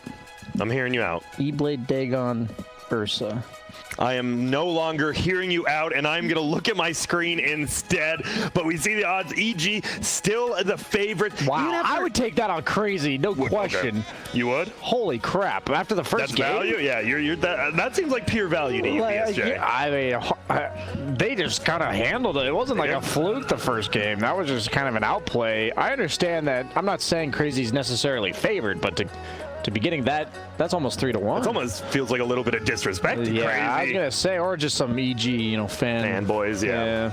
Crit, Bulba, Fly. There is gonna be 3 bottom for now. They said maybe we'll start with the trial. It looks like it's bottom. We'll see if anyone wants to move out of there, but what goes on in this game straight up? Who is the best late game carry? Who is the best early game team? Like, what are the timing windows for these two teams? Naga is definitely the be-all end-all. Leshrac against these PL Naga heroes, it falls off, right? It has a flat amount of magic damage that, yeah, it's pretty good as the game goes on. If you have like a +1, you'll take off about half the Naga's health, but I don't really see how they get this Naga Siren. I actually don't see it. I think this might be the best Venomancer pick I've seen in a while.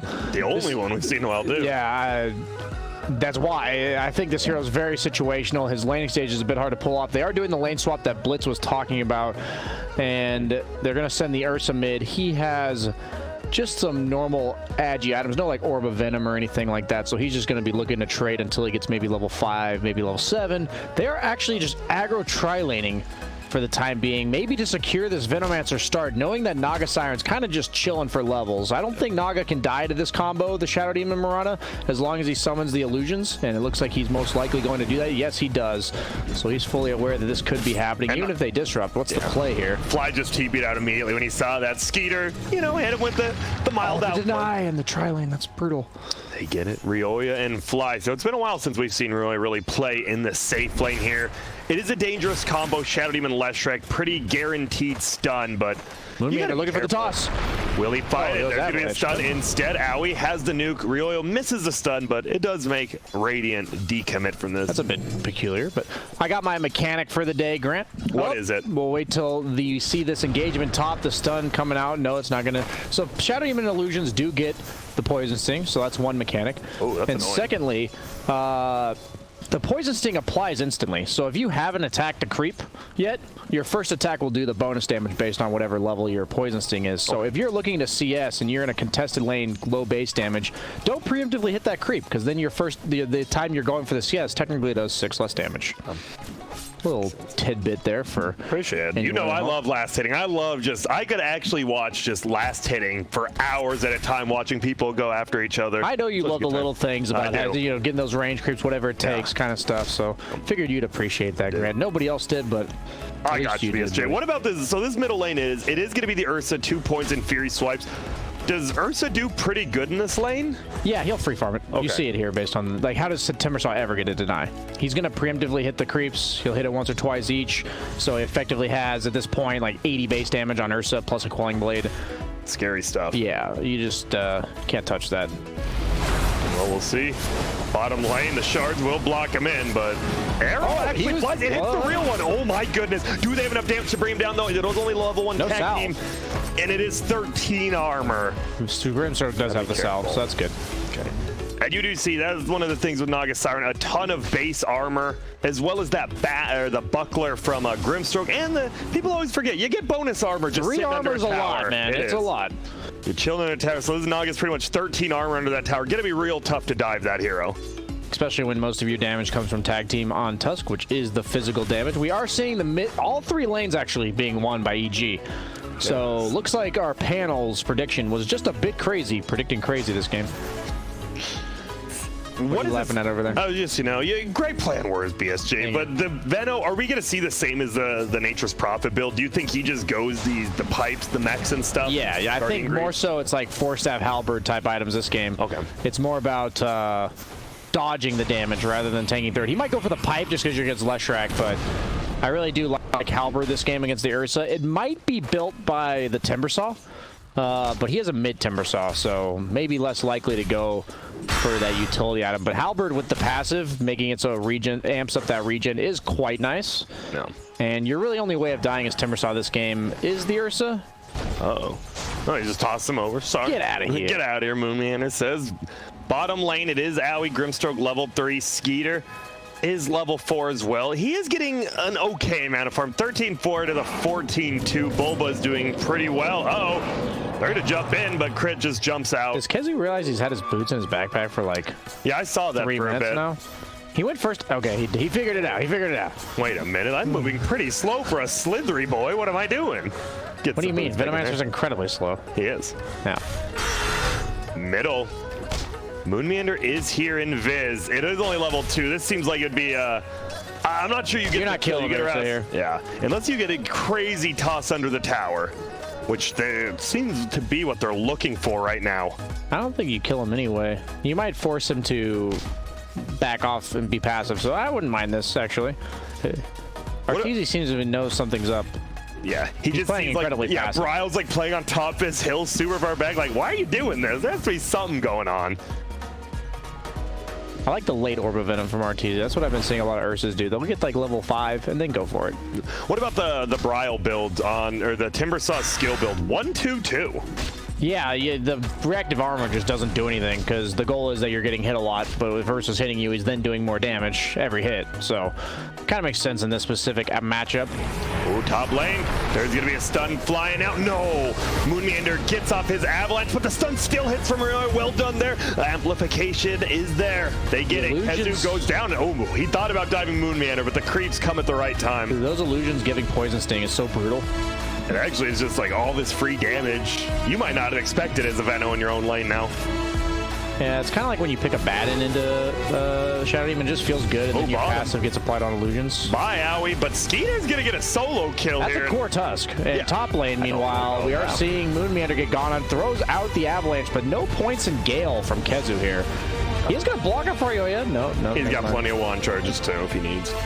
So EG, as you said, they're winning in 3 lanes. Maybe not anymore, though, actually. It feels like Skeeter has taken over the bottom lane. And if there's one lane you want to win as crazy, this is probably it, right? It's going to start freeing up for Naga here. In the mid game, they have absolutely no way to deal with him for like the next 10 minutes, I'd say. Yeah, they have Lesh, but they don't have any ways of naturally clearing the waves so that Lesh can like sneak behind. He can clear the wave and then run at him, but that's going to be relatively telegraphed. Double damage rune on Ursa here. It's a scary little bear, big bear. Toss him over to Bryle, but Arteezy wants to get the kill on Moonmeander. He's getting locked out. Nice arrow by Crit. As you know, there's only one way you can go through those trees. Just aims it up, and they get it. 4-1 lead now for EG. Protecting the catapult bottom is the Naga, doing a lot of pressure here. Bulba gets nuked down from Owie, and yep, here come the rest of the creeps. So siege unit protected, as you said, and Skeeter, you gotta watch out. We've seen the man knows how to farm, and he knows how to play the map. I've watched his Naga pubs. It's quite scary. He's very efficient. He's been in, he played in a lot of NA pubs. He still does, actually, you know, being on NA teams and all. So he's learned the power of the farm. Where do you want to see the movement then from EG? Because they're up by 1,000 gold, but like you said, they need to play faster, right? You can't just let this Naga farm up while you kind of sit around and do nothing. Yeah, I think it's just taking towers with these rotations. You want your Leshrac and Urza probably to be on the same part of the map. Oddly enough, Arteezy's choosing to rotate bottom, maybe into the Tusk to make something happen, but this is just a level 3 tiny. Meanwhile, Naga's just going to be pushing out the wave with illusions. Careful, Skeeter. You got to back off now, buddy. Yeah. Maybe he'll consider TPing, but there's really nowhere to go, honestly. He's not going to TP to the Leshrac's lane. His only choice is to either jungle or stay here, and he's electing to stay here. I like that patience from his decision-making. He's definitely considering the fact that the only reason he would leave bottom is Lesh. Yeah. And since Lesh is top, you can't really just go top. Yep, he's just using his illusions to clear the wave. Yeah, he's not getting levels, but he still did get a full creep wave of farm while he's sitting his hero under the tower. That's really good awareness of map movements from Skeeter coming out here. And 2K net worth lead, though. It is for EG. So by no means is this a free farming Naga Siren game, despite the fact that all 3 cores on Radiant seem to be having a decent game in terms of CS. Yeah, there. Look at the net worth chart. It is Ursa and Leshrac top 2 by a decent chunk, but then it is all 3 cores of the Radiant next. So pretty even with that 2K lead. Bottom lane, they're getting rolled through, and oh, Naga Siren in a lot of trouble. Tag team arrows and stuns. Really, it rotates down. He doesn't have another stun up. There's the arrow. Well, you don't have one stun up. Luckily, you have another stun. And all of a sudden, this Shadow Demon combo is looking mighty scary. I don't think he was ready for the Lesh. That boots of travel onto the creep wave is what happened, I believe. Yep. Because he saw him top, and he would be aware if he goes off the map that he's probably coming bottom. Oh, no. And another one, Kezu. He wanted to come down here and defend the tower. He just feeds it away. Yeah, Bryle's here, but oh, no. He just cut that tree. Chain. He just cut that tree. How are you going to temper chain to a tree that you just got rid of, sir? You're the one who destroyed the forest. You are the one who can prevent forest fires. But Bulba getting chased down now. Bryle, that's a kill. What nice. That's a core kill. That's 403 gold. Kind of just, what's Bulba doing? I ask myself that most days I play with Bulba, Grant. Skeeter in the jungle. Oh, no, but Skeeter, he is found. Rioya is here now as well. He does not have a point in his ultimate. He's just dead. He has a ward. What is he doing? I'm not sure. He literally has a ward that sees like full range around him. The Ursa did come from the left side, the bottom, where the ward doesn't show. Yeah, look at these dire wards. They're scary. All over the Radiant jungle. He's going to definitely have to move to the top half. These early bots on Lesh, though. Top lane, we do see the Shadow Demon Purge into the Tusk. Yep. Walrus Punch. He does toss him away, but he's just going to make it so Fly gets the last hit so that Bulba doesn't go on a killing spree, so that he does not feed the streak. Tactical misplay by Moonmeander there. We do see Bryle tipping crit, and they will end up getting that outpost bottom, so both teams get to get some free experience for now. Arteezy queues up the basher on Ursa. Absolutely free farm. I'm just a bit nervous that if he dies once this game, it will drastically shift the momentum against a hero like Naga Siren, who you scale quite poorly against. So if they maintain control of the map, get that early Roche, basically force Crazy to sit on their side of the map with 3 heavy farming cores. That's exactly what EG is going to be looking to do this game, but that one feed from Ursa could be quite costly. And he's just going to actually take the Naga's Ancients. Yeah, a full stack, finds a shovel as well. He didn't even use it first. And he wants to keep the mana regen from the Yeah, but I Kenob. mean, you could just put the Kenob dig and then, you know, dig it up and then throw it back. No, that's loss of like at least 12 mana regen. Moon Meander, once again. He's in a little bit of trouble. A nice toss away, but the shards will trap him. He's going to try to run back down, but no, Fly. Keep getting those kills bottom. Yeah, there you go. Moonlight Shadows. We are under the guys, and they look for Bryle. He gets the Inkswell. Should be a Arteezy? Arteezy, what are you doing? He doesn't have his ulti because he gets silenced by Alex. And there's the one feed. It's a 390 shared bounty. Rioya gets the kill, but Rioya should go down here as well to the poison. A nice arrow on the tower shot. And Rioya, is he okay? He will TV back and he's gonna be fine. Now Kezu's the one in trouble. Crit throws out that Starstorm, links the two together, but they just run as a unit at Owie 2000. Can he make it out here? He's juking, he's jiving. It's a nice Inkswell. He is hiding, and this is an Owie play if I've seen one. Perfectly dancing in the trees. Poison Sting with the ward. But no TP. Owie has no mana though. He's popping at Clarity. He's like, hurry, Clarity, give me mana. But Bulba and Crit both make it out. Okay, so that is the one death by Ursa. Leshrac does fade to Invis from the Mirana ulti as that last tower shot was going to take him down, so that was quite fortunate there. Surprised he went for the early Boots of Travel in this meta where the Boots of Travel were nerfed, but he's going to be quite speedy with the Faded Brooch, Windlace, and the upgraded, or like the new buffed movement speed from those Boots of Travel. Smoked up, he is hasted. We'll see. They want to go for the top lane. Skeeter by himself. Arteezy round 2. Uh-oh, Owie Arteezy this time. Can he get the kill before the Inkswell goes off? He ults preemptively there, but now he has no ult. He doesn't. Moon Meander's here. He's dead, actually. Yeah, he moves forward. This should just be a kill. We've seen Arteezy. No, he makes it out. Now top lane, they're initiating as well, but they're under the tower bottom still. So Bryle, they get the kill. Bulba trying to run away. The Poison Sting plus the towers will be enough to bring him down. Skeeter dead top, though. They get the rotation with Flying Rioya. The stand-in and the captain working well together up there. Yeah, I thought Arteezy was going to go down, but he didn't manage to get the toss off quite before the snowball, so Bulba does actually sacrifice himself for Arteezy in that scenario. Definitely worth it from his perspective. I would say that was a not worth Whoa, wait up! The toss, that was Crit. I thought he was tossing his teammate in for an easy kill. It's like, oh, hey, Crit. Nah, Moon Meander's just feeding again. Bryle's here, maybe to clean up, get some kills off of it. Oh, here's Kezu with no Gale or ultimate. Oh, he does have his ult now. Oh, Moon Meander, 3 things of poison plus his ulti on top, but Moon Meander will survive it all. Doesn't get that 4th point of poison that would do the extra damage. But Bryle, he does not care. He's just going to run it. Crit, doing a ton of damage. We have a Chakram in one. He's going to go invis. How do you juke this? Which way? Left, right, left, right. Oh, and he goes right. In comes the snowball. Stops the Timber Tree. Perfectly done by Bulba. Well played by him, and there's the arrow. Gets the kill and the turnaround. And in a game like this where EG has the early game, you don't want to be feeding him these kills. Yeah, we're seeing a bunch of greedy builds coming out of this game. Kezu also rushed the Boots of Travel on Vino. I'd say it's one of the few heroes that isn't really affected by it just because he doesn't TP back to base to get mana. He just wants to be able to farm and then immediately show up to fights.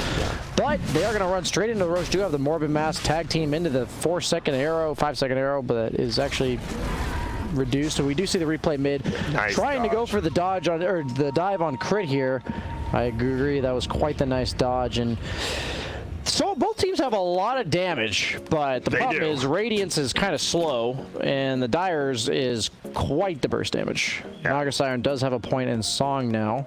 TP on cooldown for 7, so he is pinned down here for a bit. The fact that he has to play this scared, look at the net worth. This is not the net worth you are looking to have on Naga Siren. We haven't seen, dude, Fly's job is so easy. It feels like all Fly has to do is press Q, and there's always going to be either an arrow or a split earth coming through. He doesn't even have to really like set it up with them. It's just like, yo, one of you just hit it. It's so simple.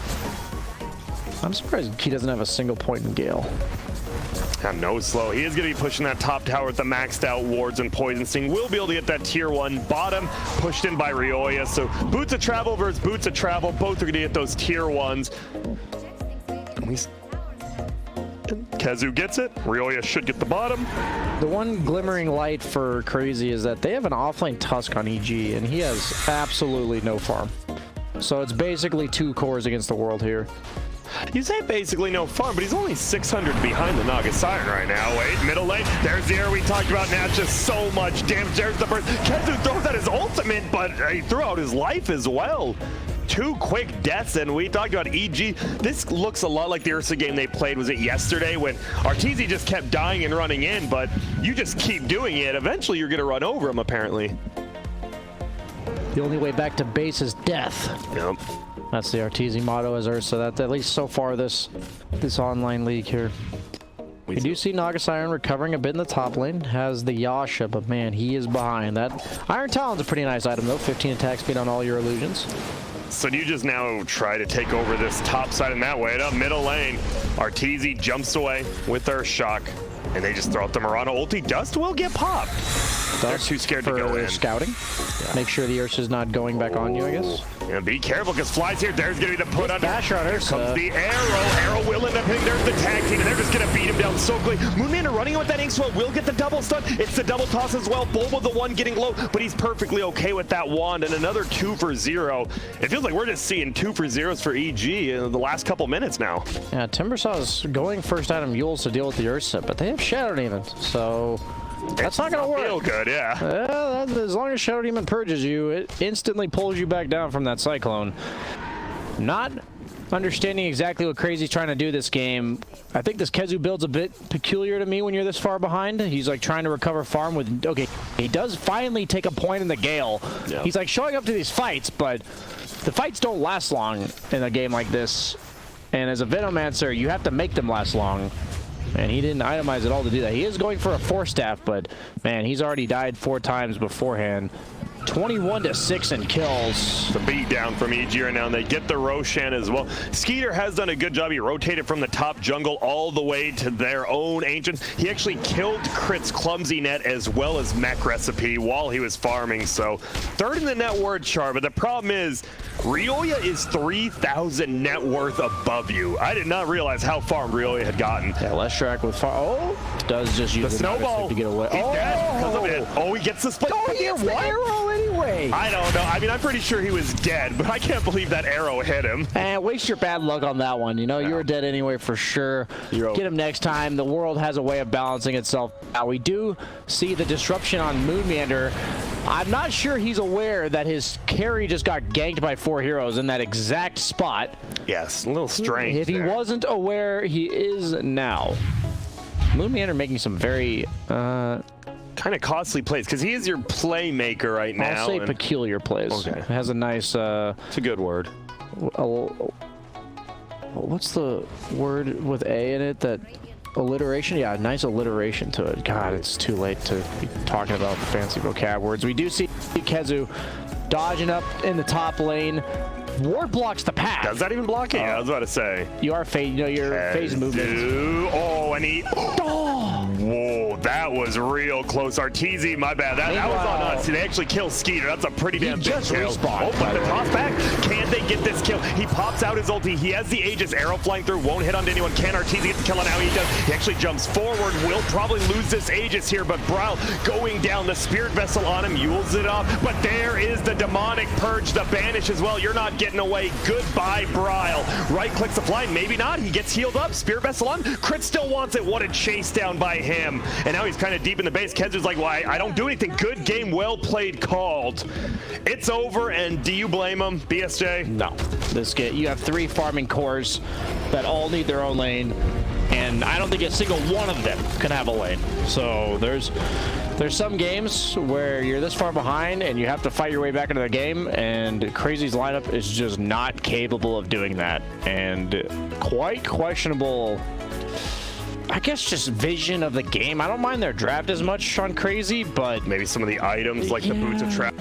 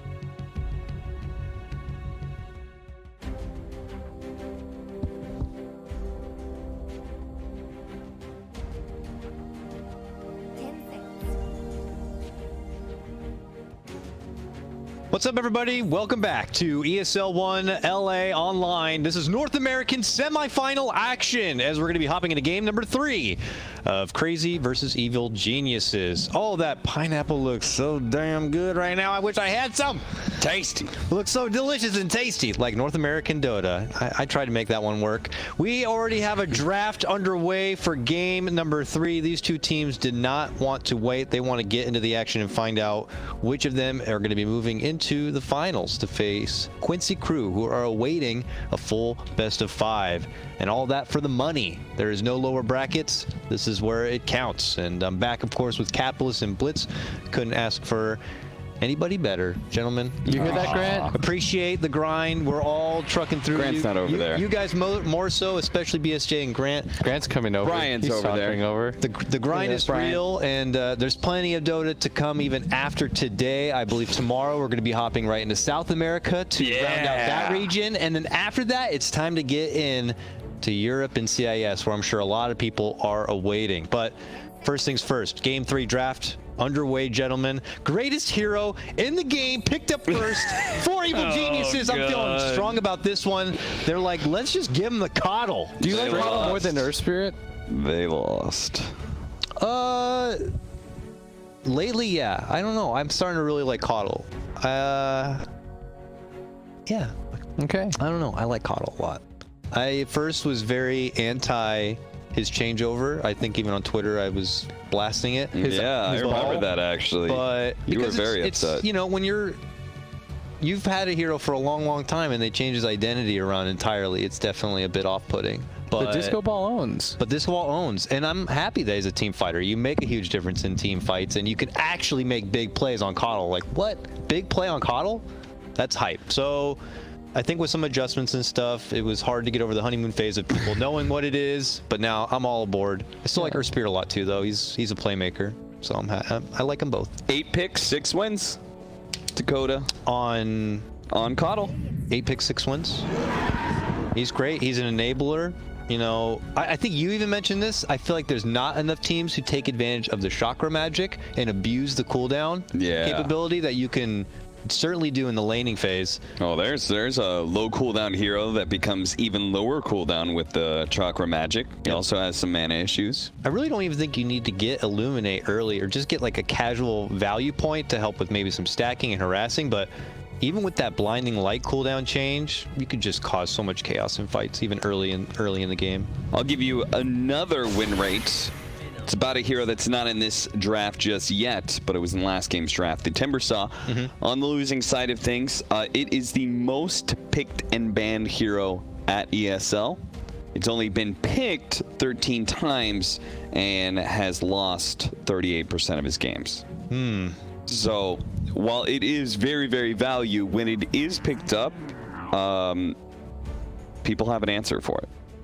I knew he was one of the most touted heroes going into Summit, and he was even one of the more banned heroes at Summit. He didn't see too much play time, but yeah, he's still considered pretty damn big. Okay, you know what? EG, they made an adjustment from game 1 to game 2. Crazy, they're going to make an adjustment from game 2 to game 3. They will hunt down this Ursa and put this Venomancer against him. I guarantee it. There's no way they don't get this matchup this time around. What about the confidence here, Will, of them just pulling out the Venomancer in the 1-2 after what we saw in the last game with it being the 5th and final pick? I mean, it is very good against the Ursa.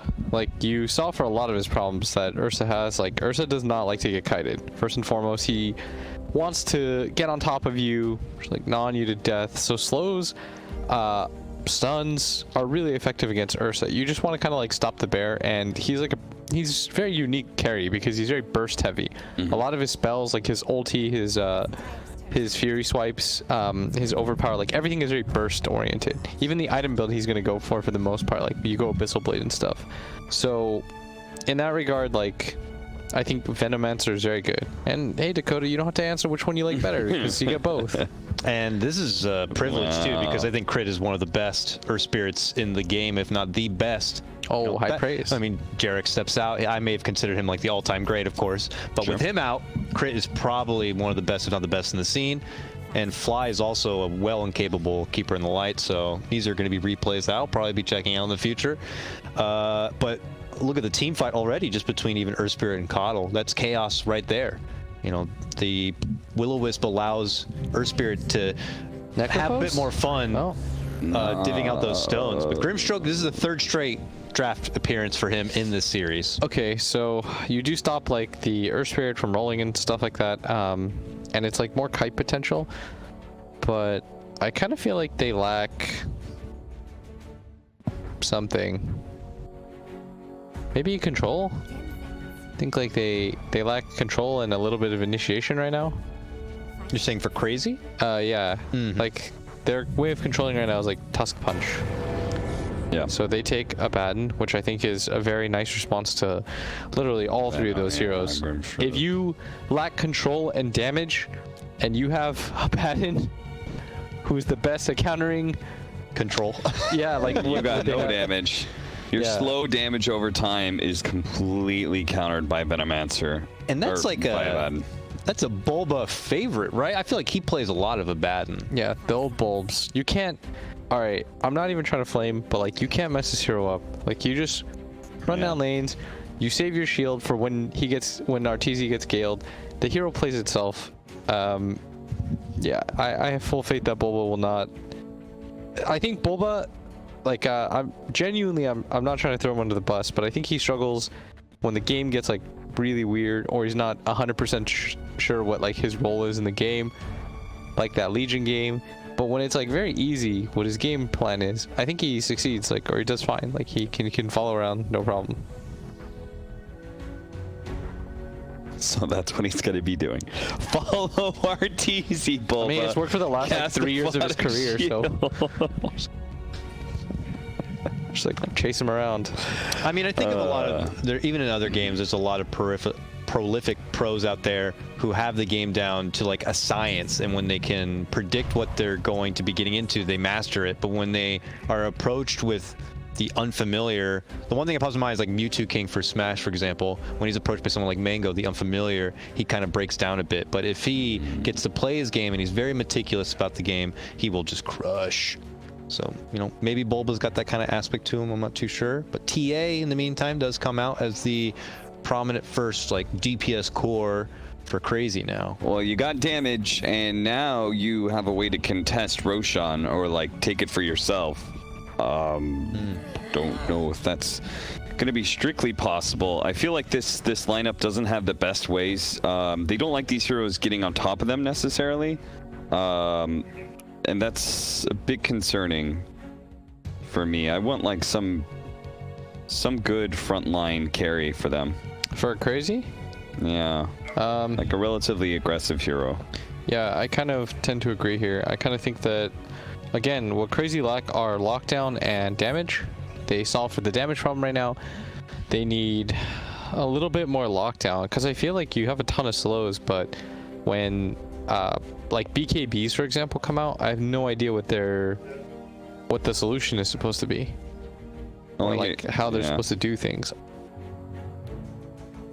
It feels like they need a Void type hero, but not that late game. Something that can play faster. Void is actually kind of mad against all these heroes, because Void wants to be able to kill in the chrono really easily, and there's really nice counters to it, like the ball, the kick from the Ursher. I just meant the AoE disable. Yeah. So they're gonna have to pick first. That's why they took the TA, because it really doesn't matter what the mid carry. It's like the order is kind of irrelevant. I feel like some like PL hero would be really nice too, if not for the fact that their lineup's so squishy. I felt like PL would have been pretty perfect. Ban out the Ember on the side of Crazy, and now it's their last piece of the puzzle, which feels like it's got to fill in a lot of holes for the team. You're talking about tanky, frontliner, heavy damage, work through BKB.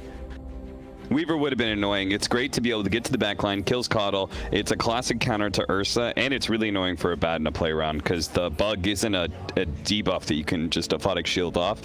He has to actually hit it off himself as well. It is an active core. It kind of frontlines for you. It's a counter to Ursa.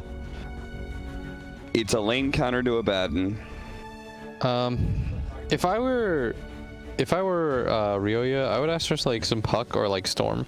The lane will be kind of annoying, but I think the game is like incredibly free for you. Oh, geez, Storm. What even on that team crazy could stop Storm? Yeah, from doing Soulbind, that's anything. I think Storm and Storm or puck, like the lane might be a little bit annoying, but I think the game would be free. Pugna. But they go Pugna. Interesting. Pugna. You've got two right-clicking fast. cores and TA and Razor. Seems like a fast lineup. Really fast. It is very fast. I thought they wanted Oh, to man. abuse the fact that Crazy had literally 0 like instant stuns, which I think. But instead, they chose on the pace of the game, which is something that they did in Game 2 as well, right? So I'm all for it. continuing that trajectory, Pugna's I will double go blast. Evil Geniuses in that case. I felt like Crazy was going for the same game plan 1 to 2, and so I backed them. Now I see EG winning that Game 2. Similar game plan here in Game 3. Feel like the Pugna is pretty strong. Yeah. I think Crazy is actually going to do it. I'm not in love with this Pugna pick. I think that Bulba's going to have like the worst game of his life. Like he's not going to enjoy playing against this Razor. So I will go with Crazy because I think the team that has won the lanes in this series has won the game. So that is my assumption. Good. We'll be right in some way this time. So I appreciate you guys splitting it up for sure. But we'll throw it over to the casters now to get their own insight. And when we come back, it'll be the Game Fuel post-series breakdown. But until then, let's throw it over to Grant and BSJ.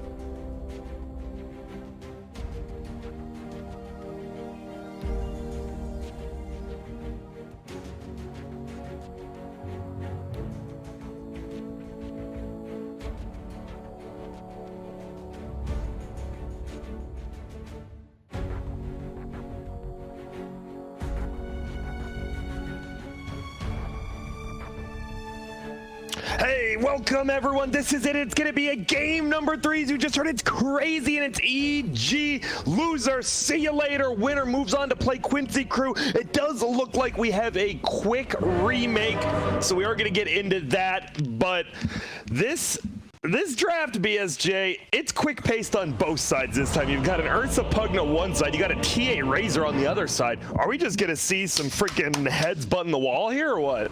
What was that again? Oh, okay, there we go. Head Just butt in the wall? making sure I understood you Okay. properly there. Yeah, I'd say so.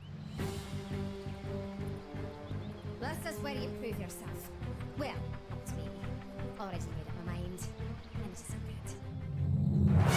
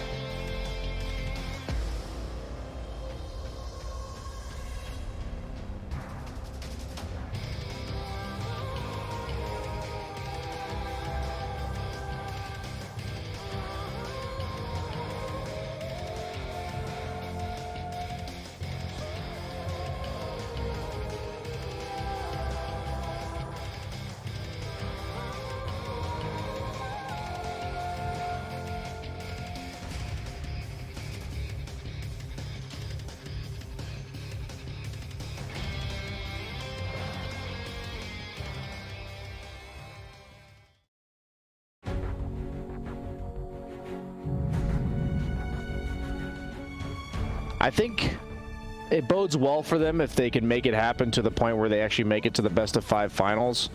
Yeah. But I think all this is about is a team like this, new, fresh, 2 new players, just refining what your team is. Like what your identity is. Yeah, identity. Really honing in on what you think can take you to the next level. Because they don't care if they win this tournament in the sense that, like, they're not going to do something that limits their growth as a team. They're more concerned about, hey, we're going to really test out our strategies, really make sure that we can push our limits such that coming out of this tournament, they come out best. Like, I'm not saying that they're trying to win, but they're more concerned about using this tournament to bolster them into the future tournament. Figure out where they want to go. Are we a Skeeter 4 Protect 1 team? Are we this fast-paced TA Razor team? And we're going to find out very shortly because we are getting into the game right now. You see the odds. EG even a little, I believe they're like 1.45, so they gain a little bit after that game 2. Do you agree? Now going to game 3, do you think it's more even? It's not that I think it's even. I just think it's more even than this. Yes. Like, those odds effectively say people think it's twice as likely for EG to win this game as it is for Crazy, and I just don't agree with that. Yeah. I will agree with you not agreeing, because it seems like Crazy has been putting up a fight throughout this entire tournament, and now they're just 1 game away. We do see the Have Fun and Braille. Seems those are the designated good luck have funners. Those are the only 2 who's been typing it. And into the bottom lane, it will be Skeeter already there trying to hide. Neither team wants to show their lanes, right?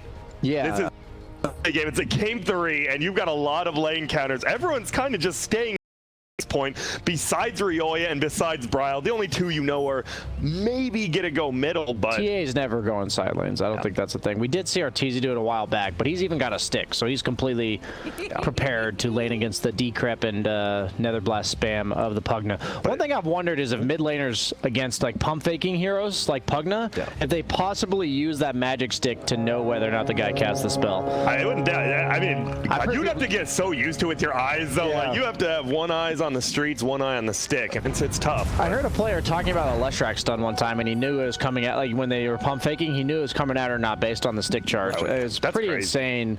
Something I only consider now that I just got reminded of it seeing this stick against the Pugna.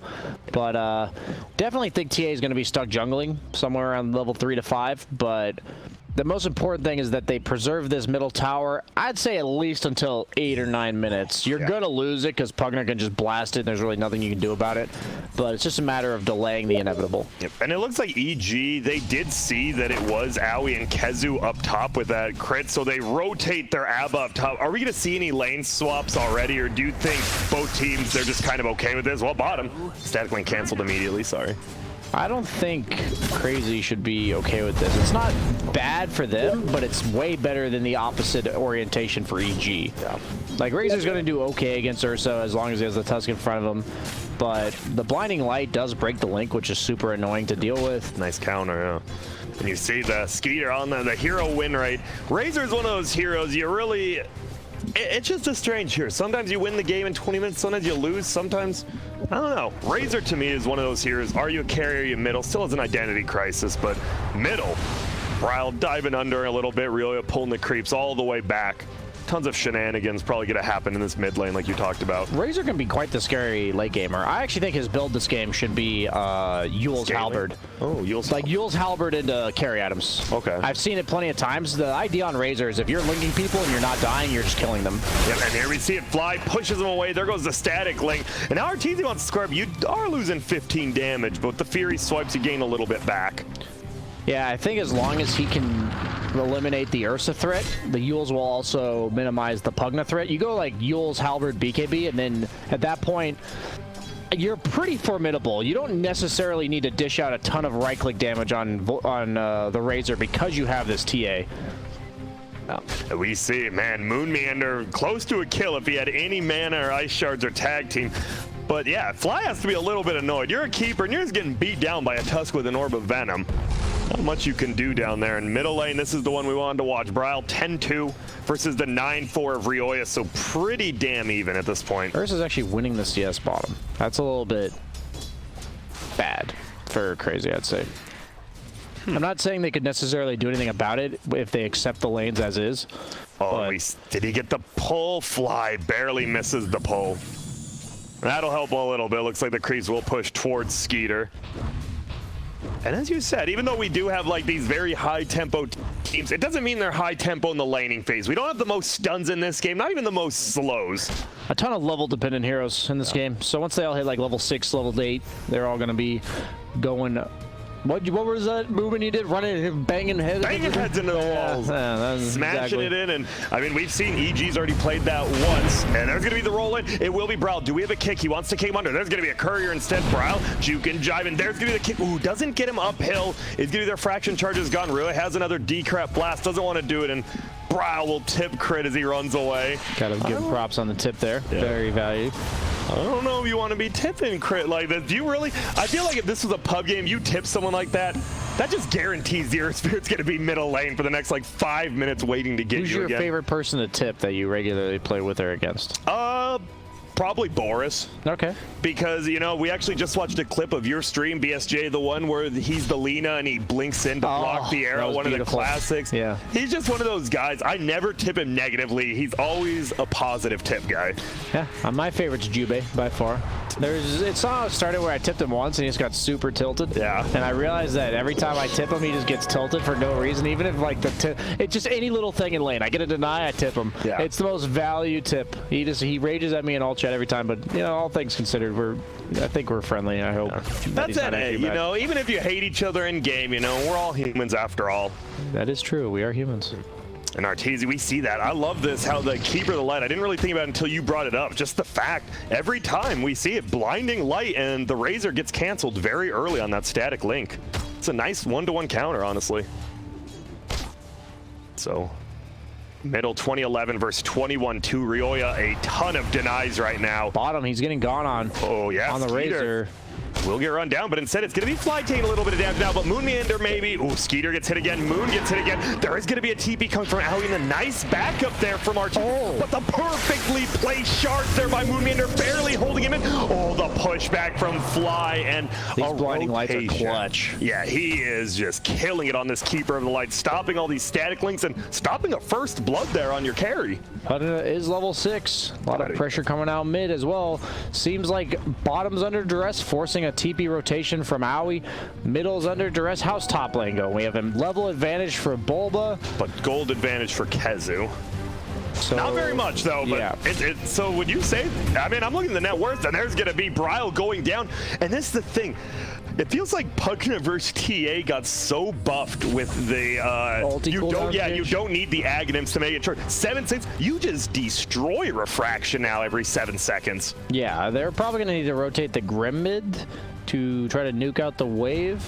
Can't really imagine how else they defend mid unless they're just going to give it up, but I was saying to make it last until about 8 or 9 minutes. I don't know if they're going to be able to pull that off. TA TP's back mid. I'm about 80% sure if he walks up, he's going to die again. He does have a ward. It's the Coddle, not the Earth Spirit, though. Yeah, he's not walking up, and you know why. And this means probably doom for the mid tower. Double blast coming in, as we mentioned. With the siege unit. Yeah. Oh, that was an odd glyph. Yeah, you could have glyphed the double blast. Or the siege. Yeah, you know, I always talk about I am the min-maxer. You always glyph right before the siege unit because it will guarantee you block 2 full siege unit hits. Why is he tanking the tower? You can just decrep your cat above there. He does it now. He will do it, not a tag, but they try to defend it. Kezu here now, only level 5, but it is level 3 wards with level 2 poison stings, so these do a decent amount of damage. You see Fly, he's like trying to clear him, slowly losing this 1v1 to the ward. And they do defend the tower for now, but this leaves Bulba to solo farm top lane. No one's up there. I feel like Crazy didn't learn their lesson from the second game. Blitz was talking about the importance of these lane matchups, and they just accepted it. And once again, find themselves down 2,000 net worth 7 minutes into the game as we see a dive bottom. Yep, there is what a play. That's how you counter Fly, but he jumped over the ice shards. What a play by Arteezy. Doing his hurdle practice. He does. Wins the 100-meter hurdle there. Now he's even pulling the creeps. He's like, whoa, I'm getting full value here. We'll pull him back with me. As they run mid, once again to pressure Kezu with this Pugna. All of their movements are so clear. You leave the Abaddon to do his thing because nobody can touch him top. Force the rotation from Crazy to be prioritized on the mid lane. And meanwhile, Ursa just runs rampant in the opponent jungle. This is so scary. It's already a 2K lead. It feels like if this tower goes down, it might move up to a 3K lead at 7 minutes in. Yes, it does. It's 1-0, BSJ. It is 1-0, and EG's up 3K. Yeah, I thought they were going to need to get kills to win this, but that was also based on the fact that I thought Razor was going to be against a Baden and Veno against the Ursa, so this just goes to show the importance of these lane matchups and how EG is basically just winning the strategy game. They do have a ward that doesn't spot crazy because they were smoked as well. He does miss the kick. It only hits onto one. Will they be able to get the kill? Oh, so much magic there. KheZu is still alive. Doesn't have the ulti. Level 6 is there, but he doesn't skill. Ryoya, the one taking the most damage. This might be a quick kill. It is, and that's the mid laner. 200. Crit goes down as well, and KheZu actually survives. And uh-oh, Fly, you're about to make this a 3-0. How did that ever work? You just smoked with a Grimstroke level 4 and a Veno with no ulti or Gale, and that just worked. That was a bit strange. It felt like I thought they were just going to burst the Veno down. I thought, honestly, the Pugna, like, Zuck plus Decrep and the Air Spirit would be enough damage, but hey, a 17 charge wand is quite the turnaround. Yeah, Venomancer rushing that 4-staff against the Ursa Pugna. You're worried about getting smacked and you're worried about getting sucked, and he's going for the 4-staff. Bottom lane, big rotation. He's dead. He TP'd here. They're going to find him on Bulba. Oh, he sees him. He's going to hit him with a passive. Ursa's going to run in hot. No Gale to protect himself. Moonmander's here, though. Nowhere to snowball to accept an enemy hero, which isn't always the best. Will Arteezy just jump ahead? He does. He misses. And nice ice shards. Is that enough to save him? It looks like it is. The blast will probably hit, but gets him out. Moonmeander, he's looking clean on this Tusk, That seemed like best case scenario. And meanwhile, the 4 position for EG is farming mid for levels. Pugna's killing bottom tower. And all you're getting out of it, I guess you're getting a tower too. You know, that's reasonable. Top tier 1 going down Surprised to actually they're getting a tower, but this is overall decent movements from Crazy, all things considered. But the Pugna, as we talked about with that double Coddle Blast, no mana problems to be seen. Surprisingly, goes for 3 points decrep rather than the max blast. Why, do you think? I can't come up with that reason. Curious. Maybe for the amped damage on his ultimate against the TA? I don't know. It could be. Bottom lane, they did. There's a lot of people bottom Crazy for. They're going to try to get him. It's an outpost. Crits here. Does he kick him at the last second? No. And it gives you vision, though. Yeah. So he sees him crit. Is going to kick the sun. You got to be a little bit careful. He has the roll. He's going to commit it, stun him up. Ryoya doing a ton of damage, but is it even going to be enough? You got to watch out. Crit might go down because guess what? They took the outpost, so he just TP's on top of it. And another great ice shard. The Zuck's there, though. The 1-for-1 trade. That was pretty cheeky by Moonmeander there, diving in bottom now. Arteezy taking so much damage. Skeeter stolen up. There's going to be the blast. Skeeter should go down as well to Bulba. Possibly pops the shield. You can't attack him. He's running. Blast from Fly. Doesn't get the kill. Fly himself might go down to Owie now. It's an absolute bloodbath. But Bulba, he's going to come out big in this. He just hit level 9 after getting like 3 solo kills. Yeah, we said once these heroes get levels, they're going to be banging their heads against the wall. So it went quickly. Like, I know there's only 10 kills so far this game, but there was only 1 kill. It was 1-0 7 minutes in, yeah. So there's been 9 kills in the last 3 minutes. I really like that play from Crit. I know sometimes you want to prioritize protecting your outpost, but he waited for his Pugna to TP into the tier 2 such that the TA couldn't TP away. And roll? Ended up getting the kill on a core there. That's a sick kick. Yeah, he's just dead here. Gets double blasted plus single blast by the Kyle. You're just getting triple blasted by these 2 heroes. They are down by 1 kill, but up by 2k gold. Arteezy, honestly, the least active of the heroes on the Dire. Looks like he just wants to stay bottom and maybe push. We have the replay. And yeah, you see, I just love it too. Right when he takes the outpost, he's like, wait, what? You know he didn't expect him. There's like, what the hell? Why is Crit here? And he almost turned. He did turn it on him at the end. I was about to say, Crit, yeah, you got to chill out a little bit. But it was a great TP in from Moonmeander. Heads up. Honestly, I think Moonmeander has played this game fantastically for Crazy. He has hit some crazy ice shards and snowballs. Nice play on words though, Grant. One of your best of all time. I appreciate it. Almost has the pipe on the Abaddon, which against the Veno is quite potent. Will pretty much eliminate his damage for the time being. Oh, and there's smoke. They're going to roll. KheZu, it will miss, but he gets the right click, so Aura Venom does end up proccing on him. Blast goes through from the Coddle. Doesn't get the most damage. There will be the ulti thrown down. It only hits onto Skeeter as well as Moonmeander, but it will be enough to at least bring down the Tusk. Rolled through. KheZu once again with that sidestep dodge. Crit throws out his ulti. He's taking a ton of damage. Will get shielded. Oh no, the Zuck on Skeeter. All of his HP goes away, but now right clicks flying on Crit. Kicks away KheZu, and he will just roll himself back. Arteezy now the only one in a little bit of trouble, but dodges the Grimstroke Inc. And I I want to say they're backing up, but neither team really giving headway here. Yeah, the problem is your Venom had to go for this Force Staff not to die. Meanwhile, the opponent offlaner just built a pipe.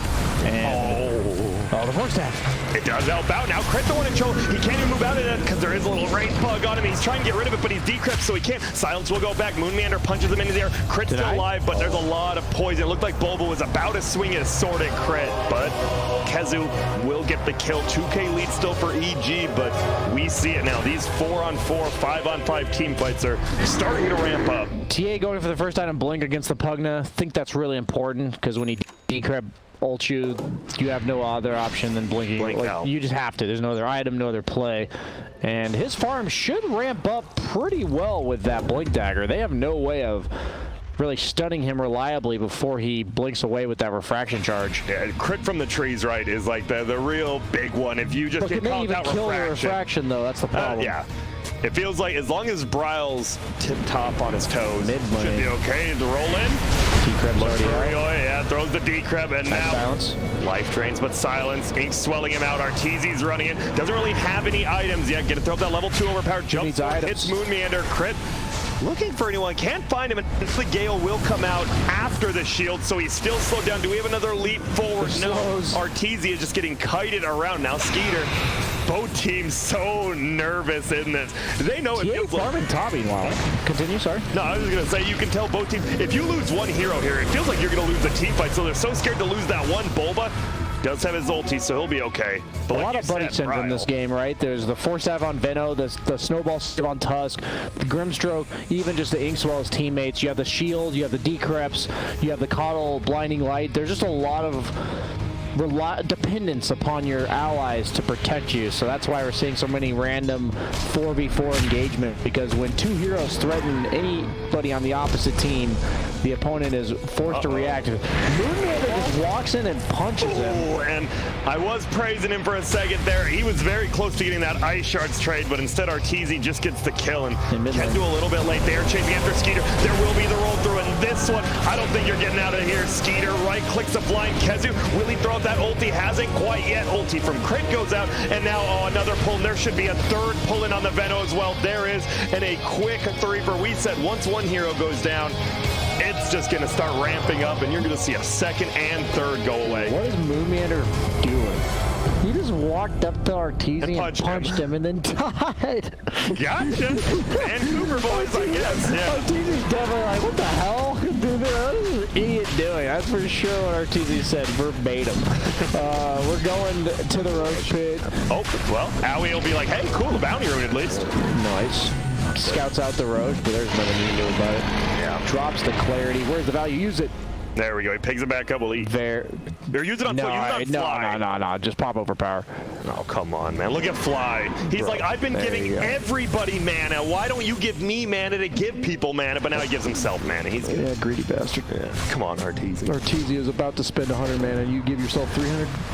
Support players think they own the place. I swear. Ooh, and then Aquila for Ursa. Probably the best tier 2 item maybe you can get on that here. Tons of damage and agility, plus the mana regen, right? It's everything an Ursa wants. Yeah, once you already have the Morbid Mask, other than Vampire Fangs, I think the Aquila is the best.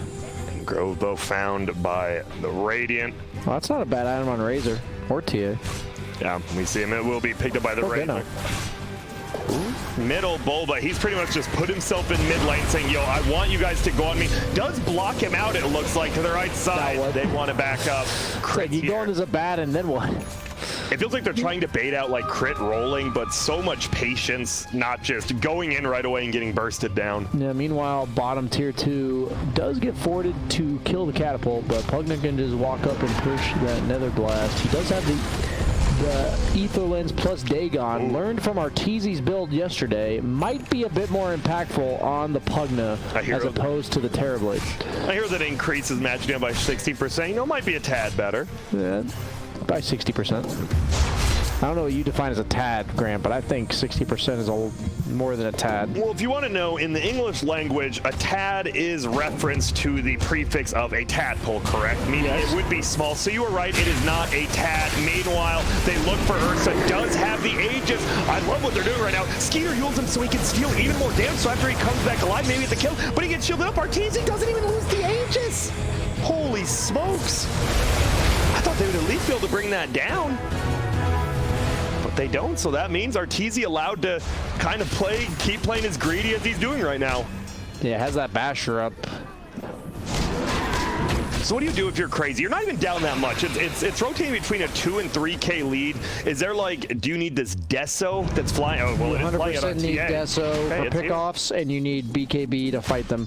Crit. He could be in trouble here. There's He's going to be a dead. snowball for it. Whoa, the snowball actually hit the creep. It didn't end up hitting crit. Won't matter. Bursts him down. Doesn't even show that he has the Deso as they got the kill before it flew out. Is there a possibility to maybe go to Roche? Doesn't look It's like you already can. dead, sir. I forgot about that since Ursa You were had it. I testing talked us? about it for 5 minutes. Indeed. We've all been, myself. it's been long days here, Grant. It's understandable. Happens to the worst of, I mean the best of us, Yeah. sir. So I think they might go into. No, I'm just kidding. We'll see. Double damage is bottom, but middle lane, they might just try to take a fight. This is very interesting. Neither team's truly committing their sequels again, stealing a ton of damage, almost to 132. They link two of them together. It will be the key. Like, he gets his ulti up. Oh no, and Crit gets a 4-man ulti under the 4-man cut ulti. It's an absolute slaughter. Crazy. You just need to get out of here. A nice sidestep by Skeeter, but down goes Kezu, down goes Owie, and the punch into the air. Can Moon Meander or Skeeter get out of here? They want to keep chasing. They should be able to. There's the Decrep blast and Zuck. They get it. Crit actually taking it, kicking him in the booty, and it's a 3 for there. I said they needed BKBs to fight. I guess Crazy didn't agree with me there.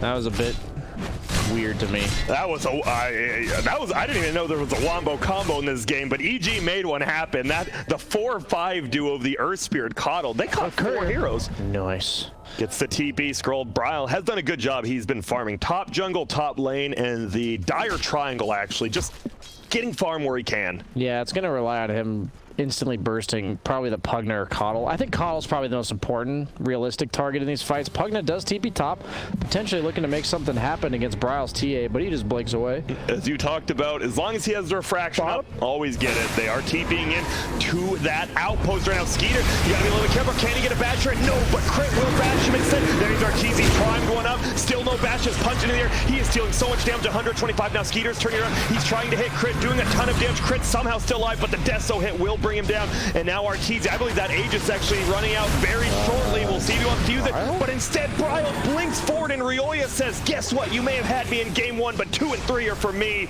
There's the Zuck. Tusk TPing out. He will make it. Will they be able to bring down Kezu, a Decrep in 2 seconds? A 4-stab away after Decrep. Do we have a stun? We do not. He makes it out, but a 1-for-1 trade. That's your highest net worth on Radiant on Crazy going down. When a single hero on Dire gets decrept, like, what's the plan for Radiant? Like, why are they taking these fights and blinking in on the TA? He's invulnerable during decrep. Ooh, and we're going to see it moving forward, shielded up, so Rioya's still alive. Oh, and another big ulti coming from Crit. Okay. Skeeter and Moonmander take so much damage. They do get Rioya at 600 golds to Moonmander, but Skeeter goes down, so it's a quick 1-for-1. Moonmander will stay alive, barely, but barely is good enough here. Moonmander actually thinking about going back in, Volba, you got to be careful. Looks like he will just pick up that. Oh, no, tried to make a cheeky play there, denying the illusion rune, but Arteezy is just farming bottom jungle at this point. When I don't even know, like, what objectives do you go for on either team right now? It feels like they're just trying to 5v5 and avoid each other, but I don't know. This is a strange game to me right now. I think it's a strange game to all of us right now. Oh, and there's the roll forward. They had that ward, and they're giving the Keeper of the Light ultimate. He's going to pop out his ulti on Arteezy, just right-clicking down Bryle. He pushes him back even further. Fly has had some magnificent ultis. Skeeter will somehow avoid that roll by Crit. Now he steals a decent 79 damage. Observer ward goes down. You know Bryle's like, man, can't believe I just died to a ward like that. But that's 2 deaths in a row on Bryle now, very quickly in succession. Yeah, he's still #1 net worth, but TA needs to be farther ahead than this, especially against Pugna. It's not just a bad lane matchup, it's the game matchup where as long as you're not one-shotting the Pugna, he will always be very difficult for you to kill. I'd say you need BKB Nullifier to do anything in this game as TA, because it does continuously dispel, such as the decrep from Pugna. They do defend their tier 2 tower for now. I'm looking at Bulba's items, and he is just pretty much a moving, a walking. You can't really fight my team if I'm around him with that Vlad's as well as Pipe. He's even going for a Shiva's. You like that, or do you want to see like Crimson Guard versus Ven? It'd be either Lotus or Okay. Shiva's, I think is fine. Any damage mitigation, that's just all his job is. Now he switched it up to an Assault Kyros. Yeah, okay, that's damage mitigation and also damage. Gives him a bit more base push if he chooses to go for that. Any armor item, They know Arteezy's Lotus, here, by the way. Shiva's or AC are good. Oh, but Arteezy, The taunt. sees Skeeter, yep, taunted with the seal. Now he's gonna jump back forward, but guess who's here? It's Owie, and an instant Yules onto that, but the rest of Dire's coming on down, and uh-oh, you might have just got baited in. It will link two of them together. Skeeter goes down, Owie should be able to TP out close, but no cigar there for Crit. It's now Meanwhile, 16 to 10. Yeah, they're gonna try to push this tier 2, but look at who's here. Ursa says That's no. a cowboy Ursa. Yep, no tower for you, yeehaw. He has no ult. Can they kill him? They're gonna look, but look at, oh my goodness, whoa, Crit, he actually placed the boulder at the very last second. Moonmanor punches him up in the air, no ulting from the Earth Sphere. He's already popped it, Bryle just trying to run away. One bash, it feels like, from Arteezy, and this could be Curtain's form. There's the jump forward. Do we have detection? Yes, we do. Fly, of course, Fly comes over. He's like, all right, you goobers, I gotcha. To be fair, he could just blinding light, because if you move TA at all, she comes out of meld. Another Dota mechanic for you. Okay. Thank you. I actually really didn't know that. Yeah, Appreciate you, any force movement. Spear breaker, Battle Rider, Coddle. Middle left. Pugna Ward gets dropped down. Bulba just going to right-click on this tower, get that increased attack speed, and they'll be able to bring down this tier 2 tower pretty easily. No chance of a deny here as well. Haste Rune bottom for Crit. We'll see if he has the bottle. Rio has bottle. He'll scoop it up. And Fly, he's had some fantastic ults. It feels like the team Crazy has, this was a first pick Coddle, but you want to be 5v5ing. You can't really do that in this giant orb that Coddle places down, right? So it always feels like as long as that's down, EG kind of controls that part of the fight. Yeah, Coddle against no BKBs is just unplayable. Not only the ult, but the blinding light is, I believe, a 70% miss chance. Yes, it is indeed. Yeah. 6 seconds, 70% at level 4. You just can't play against that, especially as heroes like Razor TA, where 100% of your damage is right clicks. I guess on Razor it's like 80%, but you know what I mean. Bounty Runes will get scooped up bottom by Crazy. EG takes top, and now they're going for that last tier 2 tower. Probably not going to be much of a defense from Crazy on this one. Yeah, they're content getting whatever they can on the map, farming up those BKBs. TA has his in 200. Razor has his in 800. I think they've been too antsy on the side of Crazy, trying to make stuff happen before their timing has been hit. They do place a high ground ward on EG, so they are fully aware of any and all heroes on the Crazy side. If Crit sees one person kind of move a little bit more to the left or something, I feel like he's just going to roll it. He might do it right now. He actually doesn't find Owie. Almost accidentally hits Kezu. Will get the slow Yules into the air for now. Arteezy needs to back up. It will be a good double stun. They link those two together. Arteezy does have the Aegis and the BKB product. Oh no, they double Yules, not double status. Link don't instead Skeeter. He's just going to go down, and there's the ulti popped again. The Ignis just securing that one section of the map you can't fight into. He just doesn't have BKB. And the double Yules actually felt like it hurt, right? Because it picked up the Crit who they were killing, but because they were linked, you get double Yules, they just jump forward. Moon Meander is dead. We might as well see another early GG. It is obviously the last game of whoever loses this, so they will fight till the end. Crit buys back, Moon buys back. It's a bloodbath at the mid lane. The Pugna Ward's still staying alive as he just permanently decreps it. But 80 gold going the way of Kezu. And Bulba continues to push in here. He has that plate mill you talked about. He has about 35 to 38 armor at all times, and he's just standing in the front lines. He says, I don't really care. Even that death, so not doing the most. But if you overextend a little, it hurts. Haven't even popped his ulti yet. Uh-oh, snowball forward. I'm not sure if that was the right play, Moonmander. It looks like you were actually out scot-free, and now you're dead. Pushes back. He will be stealing a ton of damage, at least 100. 4 staffs him away. And Ryoya just zoning him out. The range drag slowly going down. But EG's still struggling because you don't have Guardian Greaves or anything, but uh-oh, Kezu, if you're that out of position, you're just gonna go down. Yep, Ryoya hits him with the Dagon, and EG, they're looking clean. The problem with linking Ursa is he's not like a troll warlord where you link him, he does no damage. He's still a threat to you, so Razor can't really just link and run in. The Decrep blast as well from the Pugna is just such a deterrent, and if Razor can't really be running into the fight, that hero feels very underwhelming. And you see here before his BKB, this Pugna Dagon combo is like two-thirds of his health. It was a big ouch. Braille trying to cut the creep wave middle. He accidentally let one creep through, which means they can continue to push this top lane. Yeah, look at, I love it. Pink, Arteezy's like, yes, one creep. So another little mistake by Braille is gonna possibly losing this Rax here. Arteezy just kills the creep that got X-Fold. That's a way to do it. It's kind of like when somebody's TPing on top of you. Kill the creep, hurry! I like the Lotus Sword. And there it is. Uh-oh. Oh, the snowball, though. Oh, wait. Oh, my goodness. The counter to the counter. He does. Okay. And he will just blink back. They link Bulba. Bulba's going to run into Arteezy. Hey, friend, you want to link up together? Sure. Meet me on my LinkedIn. Best of buddies. And they will punch into the air. Is Bulba. And there it is. The big ulti. The big Ignis. And an ulti from Crit as well. They just beat down Moon Meander. And Skeeter, he finally has that BKB. Steals 69 damage. But Arteezy just jumps forward. Right click, right click, right click. Smack him up. Will he finish him off? Yes. No. Maybe so. Kicks him back and gets in. There's the ulti from Kezu hitting on 3. But it feels like with this Bulba, the pipe, there's the GG call. You're just too far net worth down no matter what you do at this point, right? Yeah, I know they have the Veno, but you just have too much physical damage from the crazy side. If you've ever played Veno into a Baden, you need to have other heroes be the threat, because you pretty much mitigate a Baden.